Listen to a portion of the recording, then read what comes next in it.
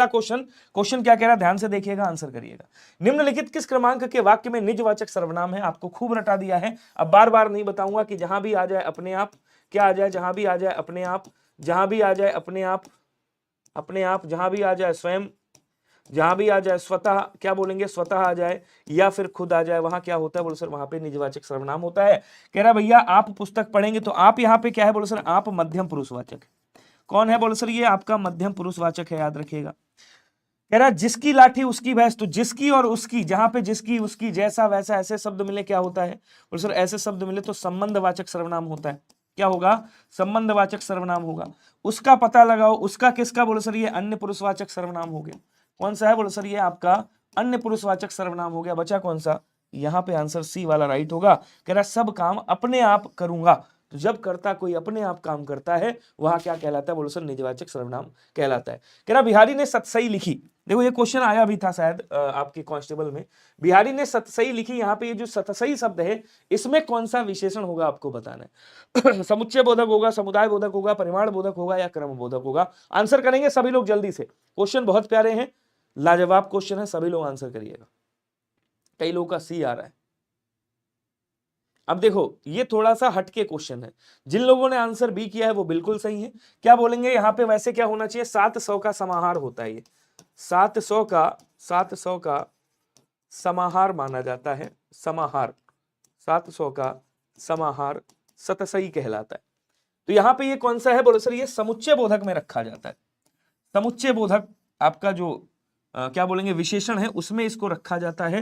ये जो सतसई है ये समुच्चय का बोध कराता है, समूह का बोध कराता है। यहाँ पे क्या बोलेंगे, यहाँ पे अगर 700 का समुच्चय कर देंगे तो और अच्छा रहेगा। क्या बोलेंगे, कहेंगे सर 700 का समुच्चय, समुच्चय ऐसे लिखेंगे, ठीक है, या 700 का समाहार भी कर दोगे चलेगा, दोनों में से कोई एक कर दीजिएगा, ठीक है। तो आंसर आपका ऑप्शन नंबर ए वाला राइट हो गया। क्वेश्चन कह रहा है कि निम्नलिखित में से किस क्रम में परिमाण बोधक विशेषण है बताएगा। परिमाण बोधक जहां पे नाप तौल की बात करता है, किसकी बात करता है बोलो सर, नाप तौल की बात कर रहा होगा। तो आज मैंने अधिक केले खाए, अब जब आप केले खाओगे 10 खाए होंगे, 15 खाए होंगे, 20 खाए होंगे, अधिक केले खाए मतलब गिनने की बात कर रहा है। और जब गिनने की बात करें तो क्या होता है, कहेंगे सर संख्यावाचक होता है, अनिश्चित संख्यावाचक है यहाँ पे। उसके बाद कह रहा सोहन 5 केले खा गया, तो केले की विशेषता क्या है बोलो सर, 5 है, इसको भी गिना जा रहा है, संख्यावाचक हो गया, निश्चित संख्यावाचक हो गया। मोहन, यहां पे देखो उस पुस्तक को पढ़ो, उस क्या है, सर्वनाम है, ठीक है। सर्वनाम के बाद देखो ठीक संज्ञा आ गई, मैंने क्या बताया, सर्वनाम के ठीक बाद संज्ञा या सर्वनाम में से कोई एक आ जाए, ये क्या होता है बोलो सर, ये आपका सार्वनामिक विशेषण बन जाता है। क्या बनेगा, सार्वनामिक विशेषण बन जाएगा, याद रखिएगा। उसके बाद यहां पे आ जाएगा आंसर सी वाला। क्वेश्चन क्या कह रहा है देखिएगा, कह रहा 2 किलो दूध, दूध की विशेषता है क्या कि 2 किलो है, अर्थात इसको आप नाप और तौल सकते हैं। ये क्या हो जाएगा, परिमाण बोधक या परिमाणवाचक हो जाएगा। अगला क्वेश्चन देखिएगा, कह रहा वीरों ने देश के हेतु बलिदान दे दिया, इसमें कौन सा कारक होगा बताएंगे। सभी लोग कमेंट करिएगा। काजल जी, अरे कुमारी रानी देवरिया आ गई। विशाल क्या मिला है, बहुत हंस रहे हो, बताओ भैया विशाल कहाँ हंस रहे हो। ये कुमारी रानी नहीं है, मैं बता रहा हूं। कपिल शर्मा शो देखते हो नहीं देखते हो, कपिल शर्मा शो में वो जो पुरुष जो है स्त्री वाला मामला धारण करके आते हैं ना, ये वही है। बच के रहना, फिर बता रहा हूं, आपको डिस्ट्रैक्ट करने वाले लोग बहुत मिलेंगे, डिस्टर्ब करने वाले लोग बहुत मिलेंगे, लेकिन आपको क्या करना है, आपको अच्छे से पढ़ना है। यही जो क्या कहते हैं, यही दीवारें हैं, इनको लांघ के आपको आगे बढ़ना है, ठीक है। चलिए सोनू ठाकुर जी स्वागत है आपका। वीरों ने देश हेतु बलिदान दिया, देश के हेतु अर्थात देश के लिए बलिदान दिया, तो यहाँ पे के लिए विभक्ति आ रही है, देश यहाँ पे क्या हो जाएगा बोलो सर, संप्रदान कारक होगा, जिसके लिए क्रिया की जा रही है। ऑप्शन नंबर सी वाला राइट हो जाएगा। अभी तो नहीं, एक भाभी जी आया करती थी, वो बड़ा डिस्टर्ब किया करते थे आप लोगों को, मुझे पता है, तो ऐसे लोग आते जाते रहेंगे। कमला ने शांति को पुस्तक दी, इसमें कौन सी क्रिया होगी बताइएगा। अकर्मक क्रिया है, भविष्यकालीन क्रिया है, पूर्ण द्विकर्मक क्रिया है या संयुक्त क्रिया। देखो यहां पहली बात तो कमला ने पुस्तक दे दी है, इसका मतलब ये क्या हो गया, सामान्य भूतकाल हो गया, ये सामान्य भूत की क्रिया है, तो ये तो हो नहीं सकता। अब किसको देखिए, करता क्या है, कमला यहाँ पे करता है, पुस्तक देने का काम कर रही है। दी क्या हो गई बोलो सर, दी ये क्रिया हो गई, ठीक है। अब देखो क्या कह रहा है, किसको दी, शांति को दी, शांति क्या है बोलो सर, कर्म है। और क्या दी, पुस्तक दी, पुस्तक क्या है, कर्म है। तो कर्म कितने हो गए, 2 हो गए। क्या यहाँ पे 2 कर्मक क्रिया है बोलो सर, है। और यहाँ पे कौन सा होगा, पूर्ण द्विकर्मक क्रिया होगा, क्यों? क्योंकि यहां पे पुस्तक दे दी है, क्रिया पूर्ण रूप से समाप्त हो गई। ओके, नेक्स्ट क्या कह रहा है, निम्नलिखित में से किस क्रमांक में वाक्यगत सही विराम चिन्ह का प्रयोग किया गया? इसमें ऐसा कौन सा है जिसमें विराम का सही प्रयोग किया गया है? मैं कब कहा मैं लखनऊ जाऊंगा और पटना ना जाऊंगा। तो यहां पे पहली बात तो होना चाहिए था मैंने कब कहा, ये होना चाहिए था, मैंने होना चाहिए था, ठीक है। और यहां पे ये वाला चिन्ह नहीं लगेगा। उसके बाद कह रहा कैसे घूमूंगा मैं हाय लंका धाम में, तो यहां पे मैं हाय के बाद ये होना चाहिए था और हाय स्टार्टिंग में आना चाहिए, हाय मैं कैसे घूमूंगा लंका धाम में, तो ये गलत हो गया। एक बार मोहन जयपुर गया था, अब देखो यहां पे पूर्ण विराम नहीं लगेगा, यहां पे अर्ध विराम लगेगा। और वहां से एक बार मोहन जयपुर गया था और वहां से पुस्तकें खरीद लाया, तो और लगा दिया, तो इसको कोई लगाने की आवश्यकता है भी नहीं, तो ये वाला भी गलत हो गया, यहां पे ये वाला गलत हो गया, ठीक है। सही कौन सा है? नारी तुम केवल श्रद्धा हो। तो यहां पे क्या किया जा रहा है? हे नारी तुम केवल श्रद्धा हो, यहां पे नारी को पुकारा जा रहा है, संबोधित किया जा रहा है कि नारी तुम केवल श्रद्धा हो। जब संबोधित किया जा रहा है तो हम यहां पे ये वाला चिन्ह लगाएंगे, संबोधन चिन्ह जो होता है। क्लियर हुआ? आ जाओ। अच्छा भाभी यही है कुमारी कोई कह रहा विशाल सर को पता नहीं है, भाभी जी यही है। अच्छा जी, बहुत बढ़िया जी, स्वागत है आपका, खूब देवरों से मजाक करते रहिए। यहां कह रहा निम्नलिखित में से कौन सा वाक्य कृत्रवाच्य होगा बताइएगा। अब कृत्रवाच्य पहचानने की आसान सा तरीका है, देखो कर्ता के साथ कहीं पे ने विभक्ति लगी है क्या? नहीं लगी। अगर नहीं है तो भैया ये पहली कंडीशन, या तो फिर कर्ता विभक्ति रहित होगा, मतलब कर्ता के साथ फिर कोई विभक्ति नहीं होगी। कर्ता कैसा होगा? बोलो सर कर्ता विभक्ति रहित होगा, ध्यान रखिएगा, ठीक है। तो भैया देख लेना, भाभी भी यही है और देवर तो सारे यही हैं, तो पढ़ते रहो मस्ती के साथ। चलिए जी, जल्दी जल्दी कमेंट करेंगे, शेयर वेयर कर दिया करो यार, क्लास को भैया शेयर वेयर मार दिया करो।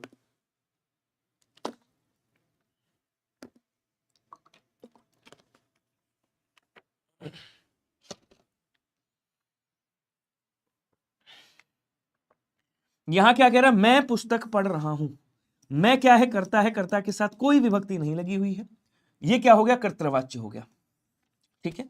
बालक खेल रहा है, बालक क्या है? करता है, ये खेल रहा है, ये क्या हो गया? कर्तृवाच्य हो गया। वह बाजार जा रहा है, वह क्या है? करता है, कर्ता के साथ कोई विभक्ति नहीं लगी, कर्तृवाच्य हो गया। क्लियर सभी को? कौन सा हो गया? बोलो सर कर्तृवाच्य हो गया। 1 मिनट का समय दीजिएगा मेरे भाई। उसके बाद कह रहा है यहां पे देखो, मुझ क्या है? बोलो सर करता है, कर्ता के साथ में से विभक्ति लगी है, ठीक है ना। और यहां अकर्मक क्रिया का प्रयोग किया गया है, क्या बोलेंगे? आकर्मक क्रिया का प्रयोग किया गया है, ठीक है। तो यहां क्या हो जाएगा? बोलो सर आंसर क्या हो जाएगा? बी वाला। जब कर्ता के साथ से या के द्वारा विभक्ति हो, अकर्मक क्रिया का प्रयोग किया गया हो, वहां पे क्या होता है? बोलो सर वहां पे आपका भाववाच्य होता है, याद रखिएगा। कौन सा वाच्य हो जाएगा? बोलो सर भाववाच्य, बी वाला आंसर राइट हो जाएगा। क्वेश्चन कह रहा निम्नलिखित शब्दों में संज्ञा शब्दों से बने विशेषण का सही विकल्प कौन सा होगा बताइएगा। किससे बना है? जो संज्ञा से बना हुआ है। चमक से चमचम, नमक से शक्कर, प्रत्याशा से प्रत्याशित, साहित्य से सत्य। अब क्या संज्ञा शब्दों से बना विशेषण का सही माफ कीजिएगा, सही विकल्प कौन सा होगा बताइएगा। पानी कुछ ज्यादा ही पी लिया। देखो समझो, नमक से क्या बनता है? बोलो सर नमक से नमकीन बनता है। चमक से क्या बनता है? बोलो सर चमक से चमकीला बनता है, ठीक है। ये भी गलत हो गया, ये भी गलत हो गया। साहित्य से क्या बनेगा? बोलो सर साहित्य से साहित्यिक बनेगा, ठीक है। ये भी गलत हो गया। बचा कौन सा? प्रत्याशा से प्रत्याशित बन जाएगा, ऑप्शन नंबर सी वाला राइट हो जाएगा। बोलो क्लियर हुआ सभी को? चलिए बहुत बढ़िया, शिवम जी भी आ गए हैं। निम्नलिखित में से कौन सा शब्द पुल्लिंग है जरा बताइएगा, कमेंट करेंगे सभी लोग। कपट है, सुंदरता है, मूर्खता है या निद्रा है? तो पुल्लिंग की बात कर रहा है। अब पुल्लिंग है, अगर आपको जानना है तो आगे क्रिया लगा करके देख लो भाई। सुंदरता कैसी है? तो बोलो सर सुंदरता अच्छी है। और जैसे ही आपने कहा अच्छी है, इसका मतलब ये क्या हो गया? ये स्त्रीलिंग हो गया। बोलो क्लियर सभी को? उसके बाद क्या कह रहा है? मूर्खता कैसी है? ये भी अच्छी है भाई, और निंद्रा भी अच्छी आ रही, लेकिन कपट किया जा रहा है, तो कपट क्या हो जाएगा? बोलो सर कपट आपका ऑप्शन नंबर ए पुल्लिंग शब्द हो जाएगा। अगला कह रहा है अशुद्ध वर्तनी वाले शब्द का चयन करेंगे और बताएंगे इसमें से अशुद्ध वर्तनी कौन सी। जल्दी जल्दी कमेंट करिएगा। यहां पे क्या कह रहा है? कह रहा है सौंदर्य पुनरावलोकन है, उसके बाद पुनरागमन है, अभयारण्य है और सौंदर्य है। जल्दी से बताइएगा सबसे सटीक आंसर कौन सा होगा। बहुत शानदार, चलिए जल्दी जल्दी स्पीड में आंसर करिएगा सभी लोग भैया। क्या बोलेंगे? कई लोग डी कर रहे हैं। देखो अभयारण्य सही लिखा हुआ है, पुनर्धन आगमन पुनरागमन भी सही लिखा हुआ है, सौंदर्य भी सही लिखा हुआ है। यहां पे क्या था? यहां पे था, देखिए यहां पे था पुनर्धन अवलोकन,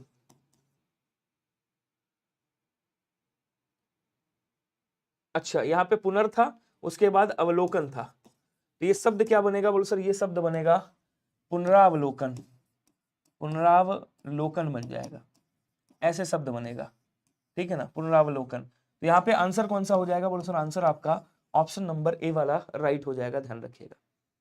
क्लियर सभी को? नेक्स्ट देखिएगा, भाषा विज्ञान की दृष्टि से ऊ किस प्रकार का स्वर है बताइएगा।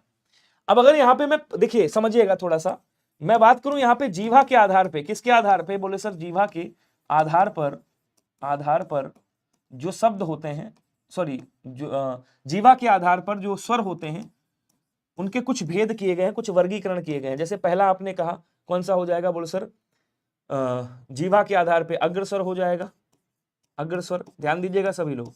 उसके बाद कौन सा होगा? बोलो सर उसके बाद होगा मध्य स्वर, मध्य स्वर, मध्य स्वर के बाद कौन सा होगा? बोलो सर पश्च स्वर हो जाएगा। कौन सा होगा? पश्च स्वर होगा, पहली बात। अब यहाँ पे आ जाओ थोड़ा सा, यहाँ पे आता है मुख खुलने के आधार पे, मुख खुलने के आधार पे क्या बोलेंगे? मुख खुलने के आधार पर स्वर का विभाजन किया जाता है। पहला कौन सा होता है जिसमें होता है? पहला होता है विवृत स्वर। दूसरा कौन सा होता है? बोलो सर ये पहला हो गया। दूसरा कौन सा होगा? बोलो सर दूसरा होता है अर्धविवृत। क्या बोलेंगे? अर्धविवृत हो जाएगा, ध्यान रखिएगा, ठीक है। उसके बाद कौन सा होगा? उसके बाद तीसरा एक आपका आता है जिसको हम क्या बोलते हैं? जिसको हम बोलते हैं समृत स्वर। और जो चौथा आता है उसको क्या बोलते हैं? उसको हम बोलते हैं अर्ध समृत स्वर। क्या बोलेंगे? अर्ध समृत स्वर बोलेंगे, ध्यान दीजिएगा, ठीक है। अब इसका पोस्टमार्टम करता हूं, समझिएगा। देखिए आपको केवल मध्य स्वर याद रखना है इसमें। मध्य स्वर कौन सा होता है? बोलो सर छोटा वाला आ। ये क्या हो जाएगा? बोलो सर ये मध्य स्वर हो जाएगा, ठीक है। अब इसके जो डिजाइन वाले हैं, जो इस डिजाइन के बनते हैं, इस डिजाइन वाले वो कहां आ जाएंगे? वो सब पश्च स्वर में आ जाएंगे। जैसे बड़ा आ गया, ठीक है, छोटा ऊ आ जाएगा, बड़ा वाला ऊ आ जाएगा, उसके बाद ओ आ जाएगा, और उसके बाद औ आ जाएगा। देखो इसके वाले डिजाइन के हैं, ये सब कहाँ आ गए? पीछे आ गए। जो बचे हुए हैं वो आगे चले जाएंगे। कौन बचा? तो भैया ई बचा, आई बचा, ए बचा, ए बचा, और री आपका यहाँ पे रख दीजिए। क्लियर हुआ? अब इधर आ जाओ, विवृत स्वर में जिसमें मुंह पूरा खुल जाए। जैसे ही आपने बोला आ, ये क्या हुआ? पूरा मुंह आपका खुल गया, ये हो गया विवृत स्वर, ठीक है। उसके बाद अर्धविवृत में देखिए एक तो छोटा वाला आ जाता है, उसके बाद जो बड़े वाले संयुक्त स्वर हैं, कौन कौन से? ए और आपके औ, ये बड़े वाले संयुक्त स्वर है, ठीक है। ये आपके कहां आ जाएंगे? अर्धविवृत में। उसके बाद जो छोटे वाले संयुक्त स्वर हैं आपके ए और ओ, ये कहां आ जाएंगे? ये आपके आ जाएंगे अर्धसमृत में। बचे कौन से? समृत स्वर। ये कौन से? जो बचा हुआ है वो यहां पे लिख दो, ई हो गया, आई हो गया, ऊ हो गया, और कौन सा? बोलो सर औ हो गया। ये कौन सा हो गया? समृत हो गया। बोलो क्लियर हुआ सभी को? अब किसकी बात कर रहा है भैया? बात कर रहा है ऊ की। देखो ऊ कहां पे है? एक तो ऊ यहां पे है, और इधर ऊ कहां पे है? बोलो सर इधर ऊ यहां पे है। मतलब पश्य और कौन सा हो गया? समृत हो गया। तो पश्य समृत कहां पे है? बोलो सर यहां पे है। डी वाला आंसर आपका क्या हो जाएगा? राइट हो जाएगा। क्या समझ पाए या नहीं समझ पाए बताइएगा? चलिए जल्दी जल्दी कमेंट करिएगा, सभी लोग स्पीड में आंसर कर दो यार। अब हिंदी वाला नहीं, ऐसे टाइप कर दो, मैं पढ़ लूंगा। तो आंसर समझ में आया? अगला देखिएगा, वाह का उच्चारण स्थान क्या होता है? ऐसे नहीं समझ पाओगे, एम ही बोलिएगा। बोलो वाह, बोल के देखो वाह। तो जैसे ही आप बोलोगे वाह, आपके ऊपर वाले दांत आपके नीचे वाले होठ से टकरा जाएंगे। इसका मतलब क्या हुआ? दांत और ओष्ठ से बोला जा रहा है। क्या बोलेंगे? कहेंगे सर दंतोष्ठ हो जाएगा। सी आंसर राइट हो जाएगा। क्लियर? कंठोष्ठ की बात करें तो कौन से? तो आपके ओ और औ होते हैं। ओ और ओ कहां से? कंठोष्ठ से बोले जाते हैं। अगर कंठ तालव्य की बात करें, कंठ तालव्य से कौन से वर्ण बोले जाते हैं, तब आप क्या कहोगे? तब आपका ए और ए आ जाएगा। क्लियर हुआ सभी को? चलिए नेक्स्ट देखिएगा, निम्नलिखित में से हिंदी वर्तनी की दृष्टि से अशुद्ध शब्द कौन सा होगा बताइएगा। सतत है, साहस है, संग्रह है, संयत है। जल्दी जल्दी आंसर करेंगे सभी लोग। ये भी अच्छा क्वेश्चन है, बढ़िया क्वेश्चन है, लाजवाब है। सभी लोग स्पीड में आंसर करिएगा। अशुद्ध शब्द आपको बताना है। नमस्कार जी, स्वागत है सोनू ठाकुर जी। चलिए सतत आपका सही लिखा हुआ है, ठीक है। एक सतत ऐसे भी लिखा जाता है, सतत। उसके बाद साहस आपका सही लिखा हुआ है, संयत भी सही लिखा हुआ, संग्रह, ये संग्रह ही लिखा हुआ है। संग्रह नहीं होता, क्या होता है? संग्रह होता है। संग्रह ऐसे लिखेंगे, ठीक है, ये हो जाएगा। अगला क्वेश्चन देखेंगे, कह रहा मधुरिमा शब्द में प्रत्यय बताइएगा कौन सा होगा, जल्दी से कमेंट करिएगा।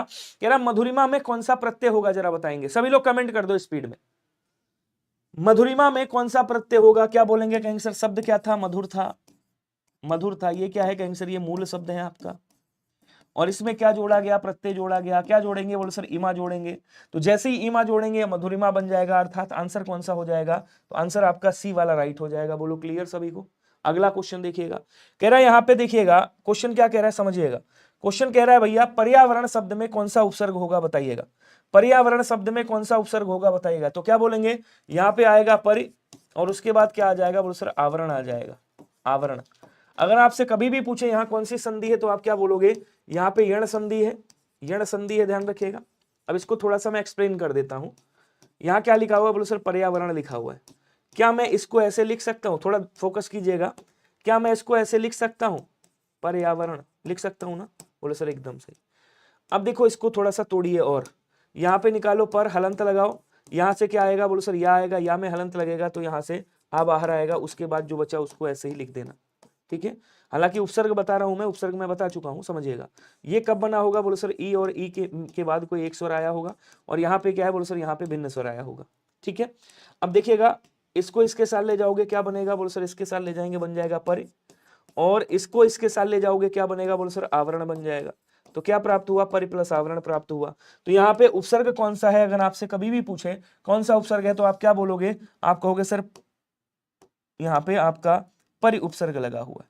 बोलो क्या क्लियर हुआ सभी को, जल्दी से कमेंट करेंगे स्पीड में, क्या सभी को क्लियर हुआ या नहीं हुआ, जल्दी से कमेंट करके बताओ। अगला क्वेश्चन देखिए, क्वेश्चन कह रहा है जो मृत्यु के समीप हो उसे क्या कहा जाता है बताएंगे, सभी लोग कमेंट करिएगा भैया। जो मृत्यु के समीप हो उसे क्या बोलेंगे, कृत बोलेंगे, वज्रपात बोलेंगे, मृत्युंजय बोलेंगे, या आसन्न मृत्यु बोलेंगे।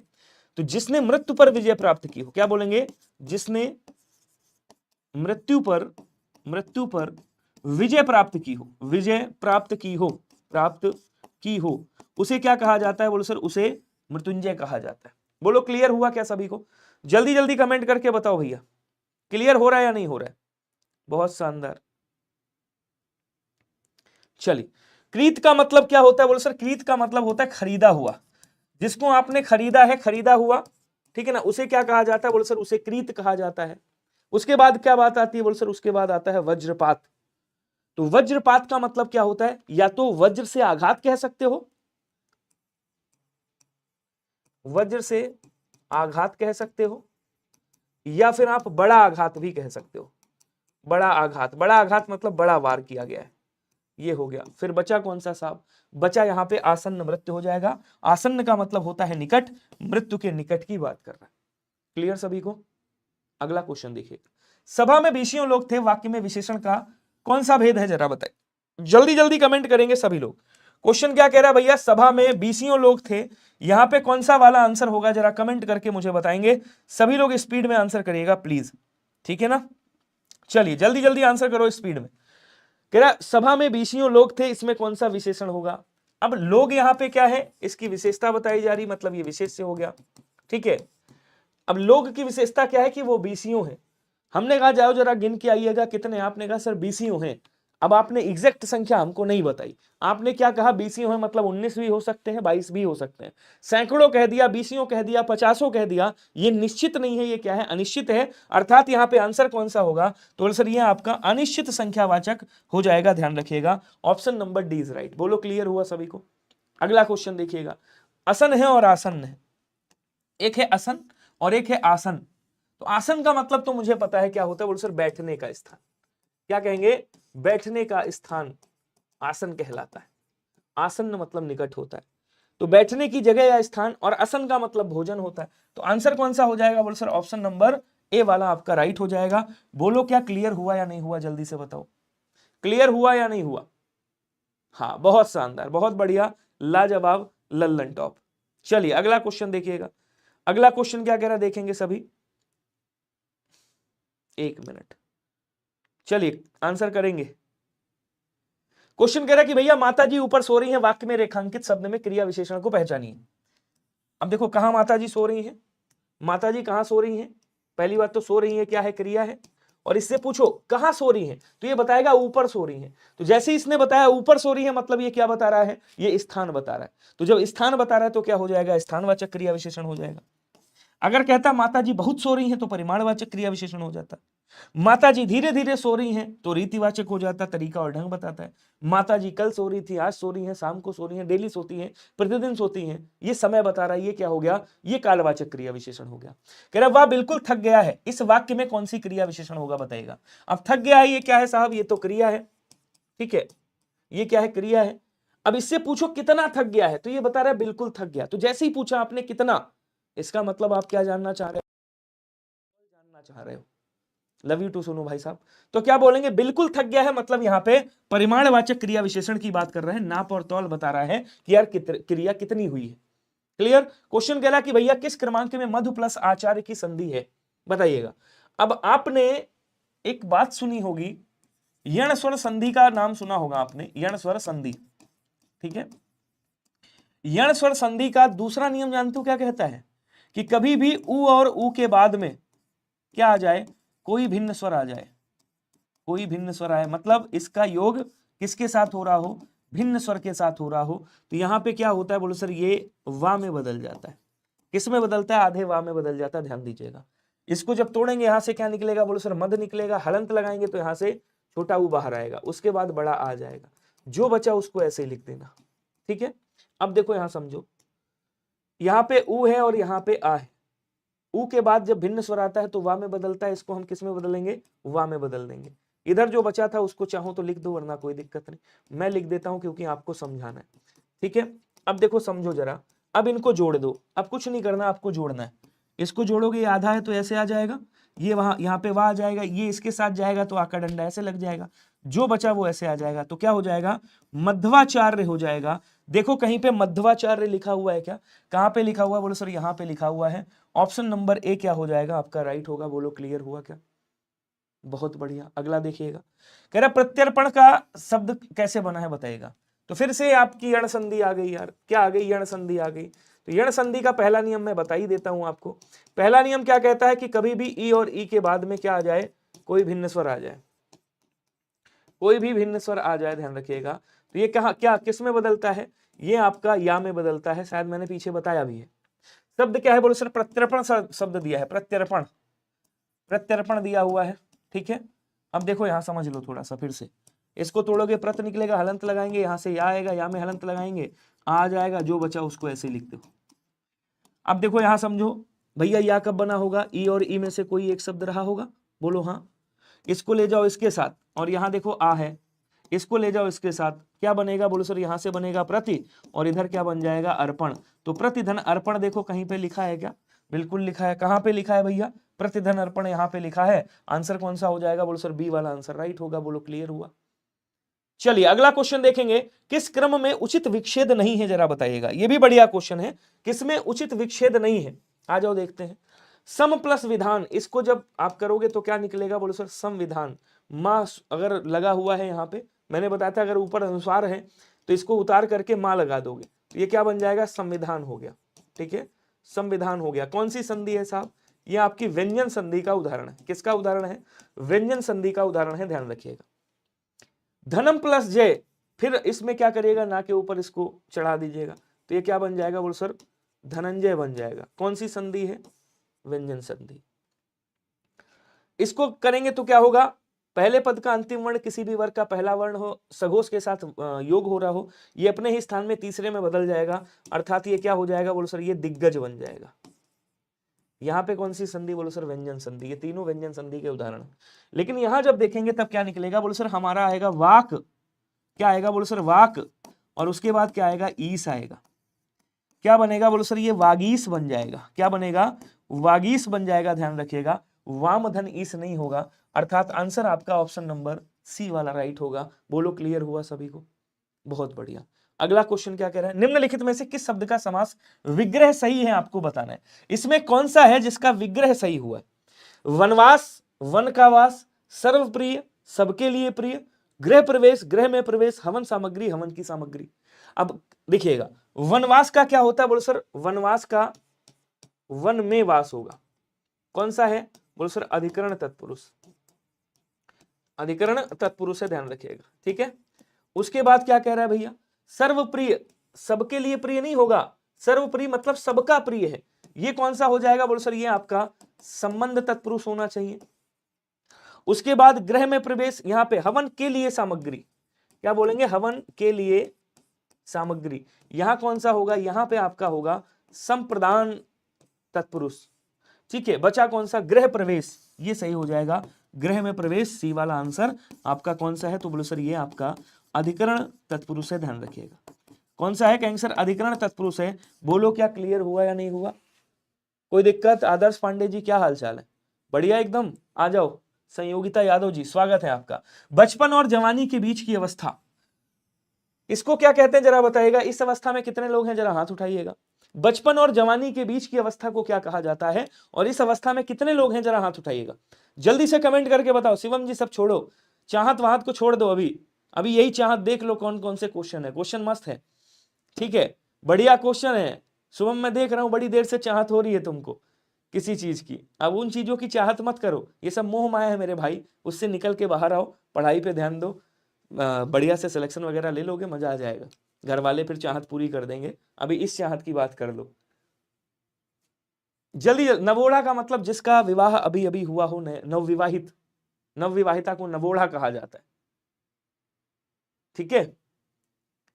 बचपन और जवानी के बीच की अवस्था को क्या बोलते हैं, बोले सर वयः संधि कहा जाता है। क्या बोलेंगे, वयः संधि कहा जाता है, ऑप्शन नंबर सी हो जाएगा। नवोढ़ा का मतलब होता है नवविवाहिता, नवविवाहिता को क्या कहा जाता है, नवोढ़ा कहा जाता है, ठीक है। अगला देखिएगा, किस विकल्प में मुहावरे का भावार्थ सही नहीं है, जरा बताएंगे।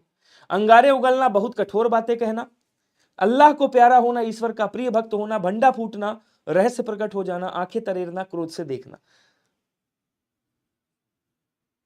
चलिए अब देखोगे ना, आंखें तरेरना, क्रोध से देखना, भंडा फूटना, रहस्य प्रकट हो जाना, और अंगारे उगलना, बहुत कठोर बातें कहना सही है। लेकिन कहें तुम्हारे दादाजी कहाँ हैं, कहें दादाजी अल्लाह को प्यारे हो गए, मतलब ले गए भगवान जी।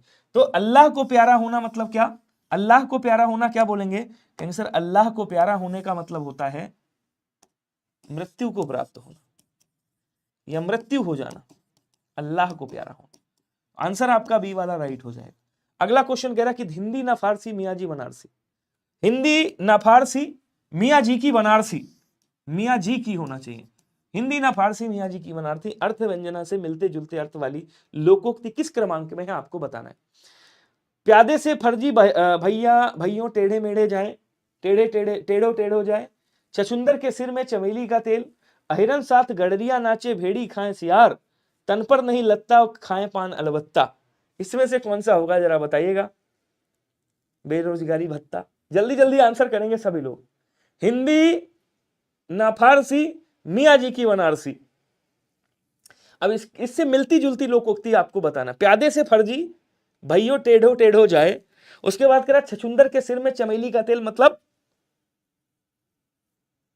क्या बोलेंगे, छछुंदर के सिर पर चमेली का तेल मतलब जो पात्र नहीं है, जो सुपात्र नहीं है, उसको अधिकार मिल जाना एक तरीके से। अहिरन साथ गडरिया नाचे भेड़ी खाए सियार, जो भाई बड़े मान लीजिए कोई अमीर घर का बेटा है, उसके साथ में एक गरीब बेचारा जो है, गरीब घर का बेटा, उससे दोस्ती हो गई, अब वो भी मौज ले रहे हैं, बुलेट से हाउ हाउ करते हुए चल रहे हैं, पता चला तुम भी हाउ हाउ करते चले, तो उनके तो पिताजी कमा रहे हैं, तुम्हारा सब मामला गड़बड़ हो गया। तो इससे जो मिलता जुलता है वो कौन है, तन पर नहीं है लत्ता पान खाए अलबत्ता। इसका मतलब क्या हो गया, इसका मतलब ये हो गया कि भैया घर में नहीं है खाने को, अम्मा चली भुनाने को, कि है कुछ भी नहीं और शौक बहुत बड़े बड़े पाल रखे। तो इससे मिलता जुलता ऑप्शन नंबर डी राइट हो जाएगा। क्वेश्चन कह रहा कि दिए गए शब्दों के उपयुक्त विपरीतार्थक शब्द को चुनिए। आविर्भाव का विलोम क्या होगा बताइएगा। संभाव होगा, अभाव होगा, तिरोभाव होगा। तो अभाव का पूर्ति होगा, क्या होगा, पूर्ति हो जाएगा। पूर्ति का भाई अभाव मतलब कमी, पूर्ति मतलब पूरा हो गया। और आविर्भाव और प्रादुर्भाव दोनों का विलोम क्या होगा, बोले सर तिरोभाव हो जाएगा। क्या बोलेंगे, कहेंगे सर दोनों का विलोम क्या होगा, तिरोभाव हो जाएगा। याद रखिएगा, आविर्भाव का भी विलोम क्या होगा, तिरोभाव होगा, और प्रादुर्भाव का भी विलोम क्या होगा, तिरोभाव होगा। सी वाला आंसर आपका राइट हो जाएगा। क्वेश्चन कह रहा है कि भैया उन्मूलन का विलोम क्या होगा बताइएगा। जल्दी जल्दी कमेंट करेंगे। उन्मूलन का विलोम क्या होगा, आरोपण होगा, प्रत्यारोपण होगा, निरूपण होगा या रोपण होगा। तो उन्मूलन मतलब किसी चीज को उखाड़ना, और रोपण मतलब किसी चीज को रोपित करना। तो आंसर कौन सा हो जाएगा बोलो सर, डी वाला आपका आंसर राइट हो जाएगा। क्वेश्चन कह रहा कि दिए गए शब्द का पर्यायवाची नहीं है, जरा बताइएगा अंक का पर्यायवाची कौन सा नहीं। अंक एक्चुअली अनेकार्थी शब्द है। अंक का मतलब क्या होता है बोलो सर, अंक का मतलब होता है गोद। अंक का मतलब संख्या से भी लिया जाता है, संख्या बोले तो गिनती की बात कर रहा है, ठीक है, गिनती से भी लिया जाता है। अंक का मतलब क्या होता है बोले सर, नाटक का एक अध्याय, नाटक का एक अध्याय, इसको भी अंक कहा जाता है, ठीक है। और अंक का मतलब क्या होता है, क्रमांक जो होता है ना, क्रमांक, उसको भी अंक कहा जाता है। बचा कौन सा, हिस्सा। बोलो सर हिस्सा अंक का अर्थ नहीं होता है। ऑप्शन नंबर क्या हो जाएगा, कहेंगे सर ऑप्शन नंबर डी, ए वाला आपका राइट हो जाएगा, ध्यान रखिएगा सभी लोग। बोलो क्लियर हुआ क्या सभी को, जल्दी जल्दी कमेंट करेंगे सभी के सभी। आंसर कौन सा हो जाएगा बोलो सर, ऑप्शन नंबर ए आपका राइट हो जाएगा। क्वेश्चन कह रहा है अमृत शब्द का पर्यायवाची कौन सा नहीं होगा, बताइएगा। अमृत का पर्यायवाची कौन सा नहीं है। अमृत को क्या कहा जाता है बोलो सर, अमृत को पीयूष कहा जाता है। अमृत का तद्भव क्या है बोलो सर, अमीय है, अमीय बोलते हैं इसको। इसको अमी के नाम से भी जाना जाता है, ध्यान रखिएगा।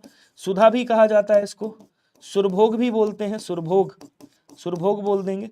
इसको जीवनोदक के नाम से जाना जाता है, जीवनोदक, जीवनोदक भी कहा जाता है, ध्यान रखिएगा, ठीक है। तो यहाँ पे सोम हो गया, सोम भी बोलते हैं इसको, क्या बोलेंगे, कहेंगे सर सोम भी कहा जाता है। पीयूष हो गया, अमी हो गया, हेम नहीं कहा जाता। अब हेम किसे कहा जाता है बोलो सर, हेम कहा जाता है सोना को। सोना कौन सा, बाबू वाला नहीं, स्वर्ण वाला, जिसको हम स्वर्ण बोलते हैं, ध्यान रखिएगा। जिसको हाटक कहा जाता है, जातरूप बोला जाता है, जातरूप। और क्या बोलेंगे, कहेंगे सर कलधौत भी कहा जाता है, कलधौत याद रखिएगा, कलधौत बोलते हैं। हिरण्य बोला जाता है, हिरण्य, हिरण्य बोला जाता है। हाटक बोलते हैं, हेम बोलते हैं, ठीक है ना। कुंदन बोला जाता है, कुंदन याद रखिएगा। और क्या बोलेंगे, कहेंगे सर कंचन भी कहा जाता है, कंचन। और क्या कहेंगे, कहेंगे सर इसको कनक भी कहा जाता है। ये सब किसके हैं बोलो सर, ये सब सोना के पर्यायवाची। क्वेश्चन कह रहा है वाह भाई, जो अन्य माता के उदर से उत्पन्न हुआ हो उसे क्या कहा जाता है, बताइएगा, कमेंट करेंगे सभी लोग।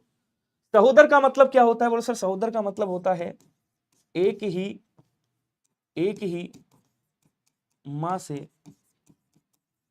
जन्मे पुत्र क्या कहलाते हैं, सहोदर कहलाते हैं। औरस का मतलब क्या होता है, जायज पुत्र, जायज पुत्र मतलब जिससे आपका विवाह हुआ है उसी से प्राप्त पुत्र औरस पुत्र कहलाता है। अन्योदर का मतलब क्या होता है बोलो सर, अन्योदर का मतलब होता है कि भैया अन्य उदर से, अन्य इसको तोड़ोगे क्या निकलेगा बोलो सर, अन्य, और उसके बाद क्या आएगा बोलो सर, उसके बाद आएगा उदर।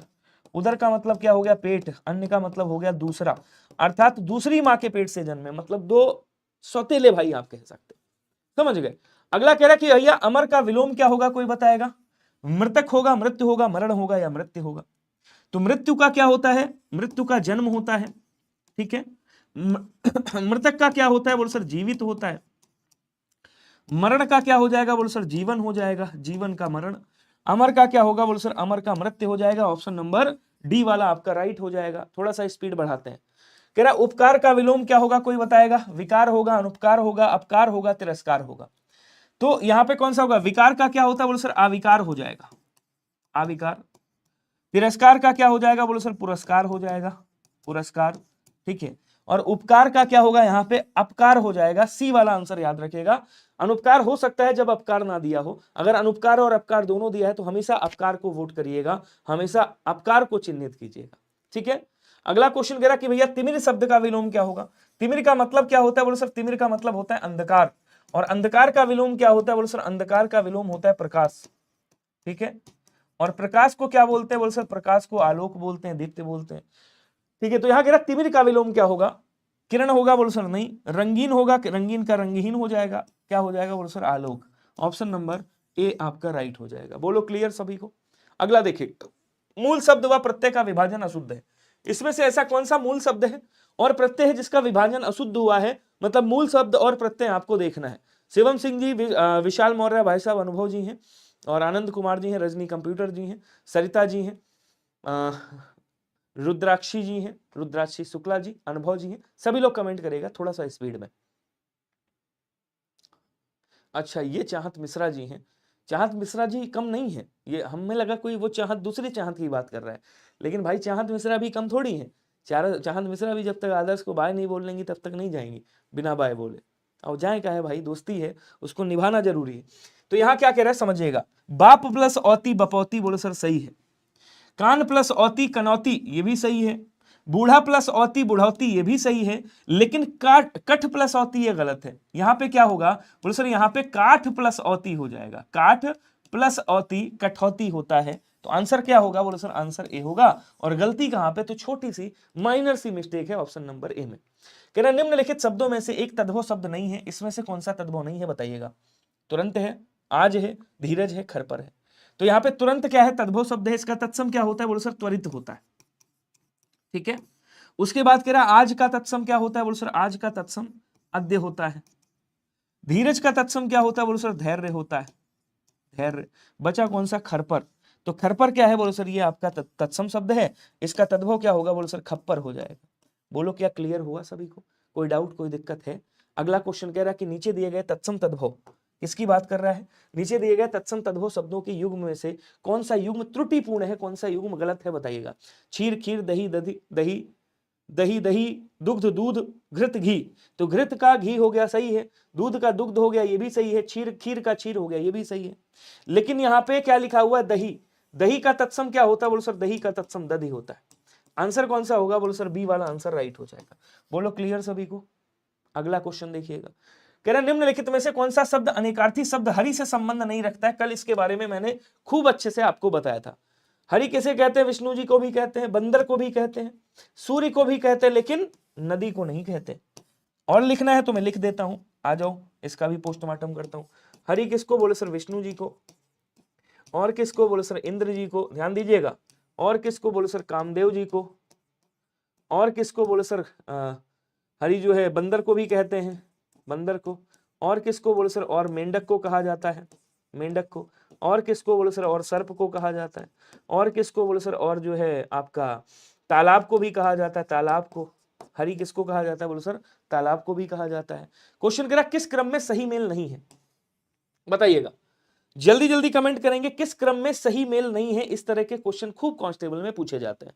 थोड़ा सा स्पीड में आंसर करेगा सभी लोग, हो सके मन करे तो एक बार सेशन को शेयर कर दीजिएगा, वरना कोई दिक्कत नहीं है, पढ़ते रहिए मस्ती के साथ।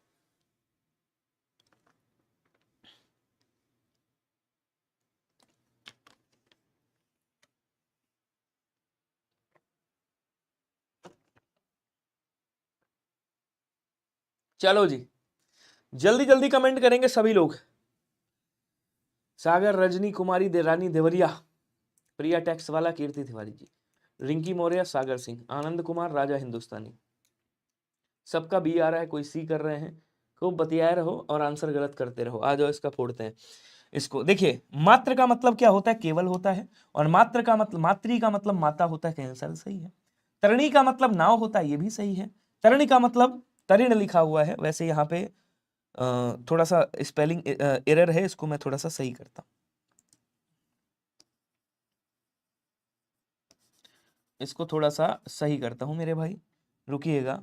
ठीक है, ऐसे होना चाहिए था। अगर ऐसे तरण दिया है तो सूर्य का हो जाएगा, ये भी सही हो जाएगा। ठीक है, उसके बाद कह रहा चिर का मतलब बहुत समय अर्थात पुराना, तो ये भी सही है यार। चीर का मतलब वस्त्र होता है, वस्त्र का खंड, ये भी सही है। तो ये भी सही और ये भी सही और ये भी सही। वैसे यहाँ पे गलत था, आप लोगों ने किया सही।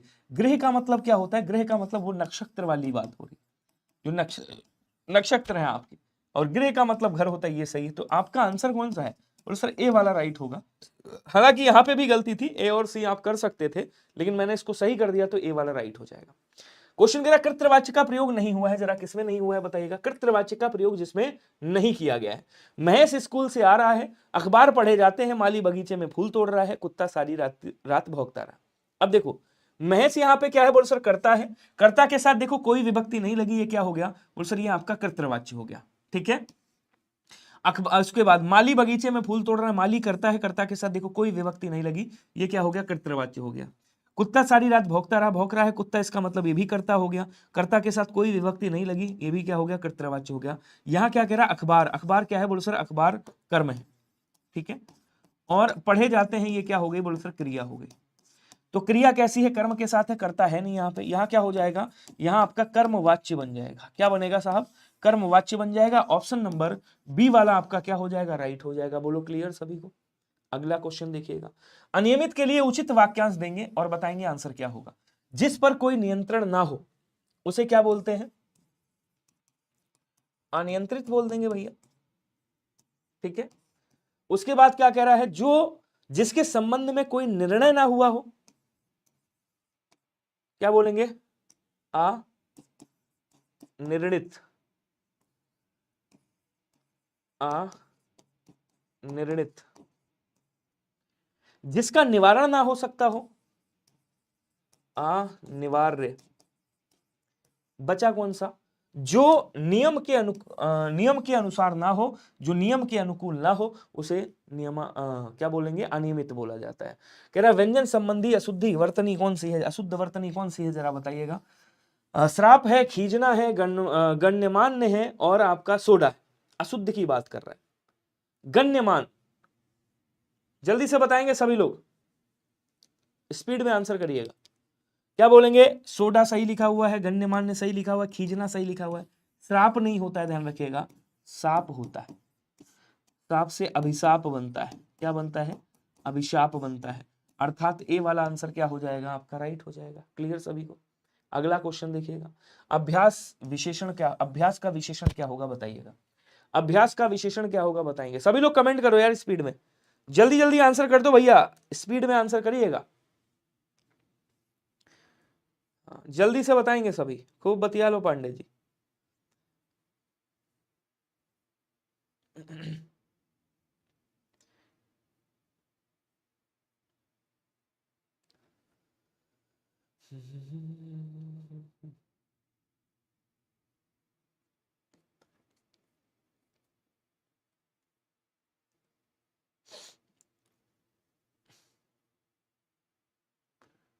बहुत ही शानदार जवाब। क्या बोलेंगे, अभ्यास से क्या बनेगा, बोलो सर अभ्यास से अभ्यासी बनेगा। बी वाला आंसर किसने किसने किया, सही बताइएगा। जैसे आपको पता है ना, विष्णु से क्या बनता है, बोलो सर विष्णु से, अगर आपसे पूछे विष्णु का विशेषण क्या होगा, तब आप क्या कहोगे, विष्णु से क्या बन जाएगा, वैष्णव बनता है। ये कई बार क्वेश्चन पूछा गया है, याद रखिएगा, वैष्णव। शिव से क्या बनेगा, बोलो सर शिव से शैव, शिव से क्या बनेगा, शैव। अग्नि से क्या बनेगा, अग्नि से, तो बोलो सर अग्नि से आग्नेय, आग्नेय। वायु से क्या बनेगा, तो बोलो सर वायु से वायव्य बन जाएगा, वायव्य। ठीक है। अगर आपसे पूछे कि पृथ्वी से क्या बनेगा, तो आप क्या बोलोगे, पृथ्वी से पार्थिव बनता है, ध्यान रखिएगा, पृथ्वी से पार्थिव। अगर आपसे पूछे कि संसार से क्या विलोम बनेगा, जरा बताइए, संसार से क्या आपका विशेषण बनेगा, तो क्या बोलेंगे, सांसारिक बन जाएगा, सांसारिक। क्या बोलेंगे, सांसारिक बन जाएगा, याद रखिएगा। क्लियर, आंसर बी वाला राइट हो गया। क्वेश्चन कह रहा है ग्रंथ है और ग्रंथी शब्द युग्म का सही अर्थ क्या होगा बताइएगा। किसकी बात कर रहा है, ग्रंथ और ग्रंथी की बात कर रहा है। इसमें कौन सा होगा, ग्रंथ का मतलब तो आपको पता है भैया, ग्रंथ पुस्तक किताब कह लो, या पुस्तक कह लो या किताब कह लो, तो पुस्तक ही लिख देता हूं, दोनों लिख देता हूं, पुस्तक भी आप कह सकते हो, पुस्तक और किताब भी कह सकते हो। अब तो ये लोचा तगड़ा हो गया भाई, पुस्तक किताब इसमें दोनों हो सकते हैं। अब कह रहा वेद पाठी सिख गुरु गांठ या लेखिकी, तो ग्रंथी किसे कहा जाता है, ग्रंथी कहा जाता है ग्रंथ पढ़ने वाले जो सिख गुरु होते हैं, बेसिकली उनको ग्रंथी कहा जाता है। तो यहाँ पे बी वाला आंसर आपका क्या हो जाएगा, राइट हो जाएगा। क्वेश्चन कह रहा प्राचीन शब्द विशेषण के किस प्रकार में आता है बताइएगा। ये प्राचीन कौन सा है, आपने कहा प्राचीन इमारत या प्राचीन महल है, कैसा महल है, या प्राचीन मंदिर कह लो, ज्यादा अच्छा लगेगा, प्राचीन मंदिर। तो मंदिर क्या है, यहाँ पे मंदिर विशेष है, इसकी विशेषता बताई जा रही है। ठीक है। अब कैसा मंदिर है, तो भैया प्राचीन मंदिर है, ये क्या हो गया, विशेषण हो गया। अब ये किस तरह का विशेषण है, तो बोलो सर ये ना तो गिना जा रहा है, ना तौला जा रहा है, ना नापा जा रहा है, ना सर्वनाम है, कौन सा हो जाएगा, बोलो सर गुणवाचक विशेषण हो जाएगा। डी वाला आंसर आपका क्या हो जाएगा, बोलो सर डी वाला आंसर आपका राइट हो जाएगा। बोलो क्लियर सभी को। अगला क्वेश्चन कह रहा कदाचित शाम तक वो वापस आ जाए। आपने क्या कहा, आपने कहा कदाचित। कदाचित का मतलब क्या हो गया, आपको संभावना हो गई। ये क्या है, बोलो सर ये संभावना है। आपने कहा कदाचित संभावना हो गई, शाम तक वापस आ जाए, जाए का मतलब आ जाए, इसका मतलब ये क्या हो गया, शाम तक वापस आने की बात कर रहा है, इसका मतलब ये भविष्य की बात कर रहा है। भाई शाम आगे भविष्य में ही तो होगी, तो ये भविष्य की बात कर रहा है। तो पहले संभावना है फिर भविष्य है, इसका मतलब आंसर क्या हुआ, तो बोलो सर आंसर यहाँ पे संभाव्य भविष्यत हो गया, ध्यान रखिएगा। संदिग्ध भूतकाल की ट्रिक मैंने आपको बताई है कि कभी भी क्रिया के ठीक बाद क्या आ जाए, क्रिया के ठीक बाद होगा, होगी और होंगे लगा हो, ठोक देना क्या होगा, संदिग्ध भूतकाल होगा। संदिग्ध वर्तमान काल की बात करें तो ऐसे रहा होगा, लास्ट में मिलेगा, रही होगी लास्ट में मिलेगा, रही होगी, या फिर रहे होंगे लास्ट में मिलेगा, रहे होंगे, या फिर आपको मिल सकता है क्या, ता होगा मिल सकता है लास्ट में, ती होगी मिल सकता है, या फिर ते होंगे मिल सकता है, ते होंगे, ये आपको मिल सकता है देखने में। ठीक है, तो ये संदिग्ध हो गया। सामान्य भविष्य वही आएंगे जाएंगे, खाएंगे पिएंगे ऐस करेंगे और क्या। क्वेश्चन कह जो कवि लोकप्रिय होता है उसका सम्मान सभी करते हैं। इस वाक्य का सरल वाक्य में ट्रांसफर करना है, क्या होगा बताइएगा, कमेंट करेंगे सभी लोग। सरल वाक्य बनाना है, जो कवि, यहां कह रहा है जो उसका, ये क्या हो गया, जो उसका, ये क्या हो गया, बोलो सर ये मिश्र वाक्य है। कैसा है बोलो सर, मिश्र वाक्य है, योजक संयोजक से स्टार्ट हो रहा है। तो जो लोकप्रिय होता है उसका सम्मान सभी करते हैं, इसको सरल वाक्य में ट्रांसफर करना है। तो जो यहां भी आ रहा है, जो वे, ये भी मिश्र वाक्य बन रहा है। कवि लोग यहां पे और आ गया, ये संयुक्त वाक्य बन रहा है। यहां इसलिए आ गया, ये भी संयुक्त वाक्य बन रहा है। फिर बचा कौन सा, ये वाला। सरल वाक्य में कोई भी योजक वगैरह बीच में नहीं लगा होता है, और, तथा, किंतु, परंतु ऐसे शब्द नहीं लगे होंगे। अगला कह रहा है कि निम्नलिखित में से कौन सा शब्द पुल्लिंग है, जरा बताएंगे, कमेंट करिएगा। बुढ़ापा है, जड़ता है, घटना है, दया है। अब दया हो रही है, ठीक है, घटना हो गई है, जड़ता हो रही है, लेकिन बुढ़ापा हो रहा है, तो आपा प्रत्यय जब लगता है तब वहां पे पुल्लिंग होता है, ध्यान रखिएगा। ये क्या है बोलो सर, ये आपका पुल्लिंग शब्द है, ठीक है। और ये तीनों के तीनों क्या है बोलो सर, ये तीनों के तीनों आपके स्त्रीलिंग शब्द हैं, फीमेल वर्जन है, ध्यान रखिएगा। क्वेश्चन अगला कह रहा है कि निम्नलिखित में से कौन सा वाक्य कर्मवाच्य वाला है, बताइएगा। कर्मवाच्य की कंडीशन तो आपको पता है ना, दो होती है, फिर से एक बार याद दिला देता हूं आपको। कर्मवाच्य की दो कंडीशन कौन कौन सी, पहला कर्ता होगा, कर्ता के साथ से विभक्ति, या फिर के द्वारा विभक्ति, के द्वारा, ते या के द्वारा विभक्ति। क्रिया कैसी होगी भैया, कर्म होगा, उसके बाद क्रिया होगी, पहली कंडीशन ये होगी। दूसरा वाक्य इस तरह से बनता है, क्या होगा, कहेंगे सर कर्म होगा और क्या होगा, और क्रिया होगी, दोनों में से कोई एक वाक्य बन रहा होगा। अब यहां क्या कह रहा है, वह पत्र लिख रहा है, वह क्या है, करता है, कर्ता के साथ कोई विभक्ति नहीं लगी है, ये क्या हो गया बोलो सर, ये आपका कर्तृवाच्य हो गया। वह प्रतिदिन पत्र लिखता है, वह क्या है, करता है, कर्ता के साथ कोई विभक्ति नहीं लगी है, ये क्या हो गया बोलो सर, कृतवाच्य हो गया। वह पत्र अवश्य लिखेगा, वह है, कर्ता, कर्ता के साथ कोई विभक्ति नहीं लगी है, क्या हो गया बोलो सर, कृतवाच्य हो गया। लेकिन यहां कह रहा है उस क्या है, करता है, कर्ता के साथ क्या लगा है, देखो के द्वारा विभक्ति लगी है, पूरा समझाता हूं। उसके बाद देखो पत्र क्या है बोलो सर, कर्म है आपका, ठीक है, और लिखा गया, ये क्या हो गई बोलो सर, ये क्रिया हो गई। पूरी कंडीशन देखो ऊपर वाली मिल रही है, ऑप्शन नंबर डी क्या हो गया, कर्मवाच्य हो गया, यही आंसर है। अगला क्वेश्चन देखिएगा, इनमें से कौन सी बोली राजस्थानी की बोली नहीं है, जरा बताइएगा। इसमें से ऐसी कौन सी बोली है जो राजस्थानी की बोली नहीं है। अब राजस्थानी की बोली की अगर मैं बात करूं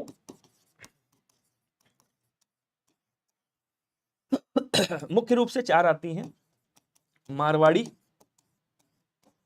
मेवाती, मालवी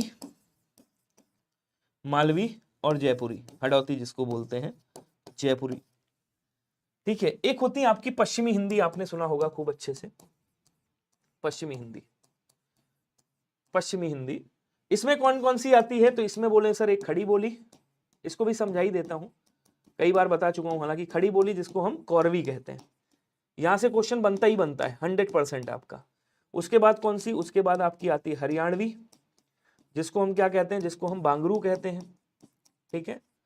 उसके बाद कौन सी आती है, उसके बाद आती है ब्रज भाषा, क्या बोलेंगे, उसके बाद कौन सी, उसके बाद आती है आपकी ब्रज भाषा, जिसको हम क्या कहते हैं, ब्रज भाषा ही बोलते हैं।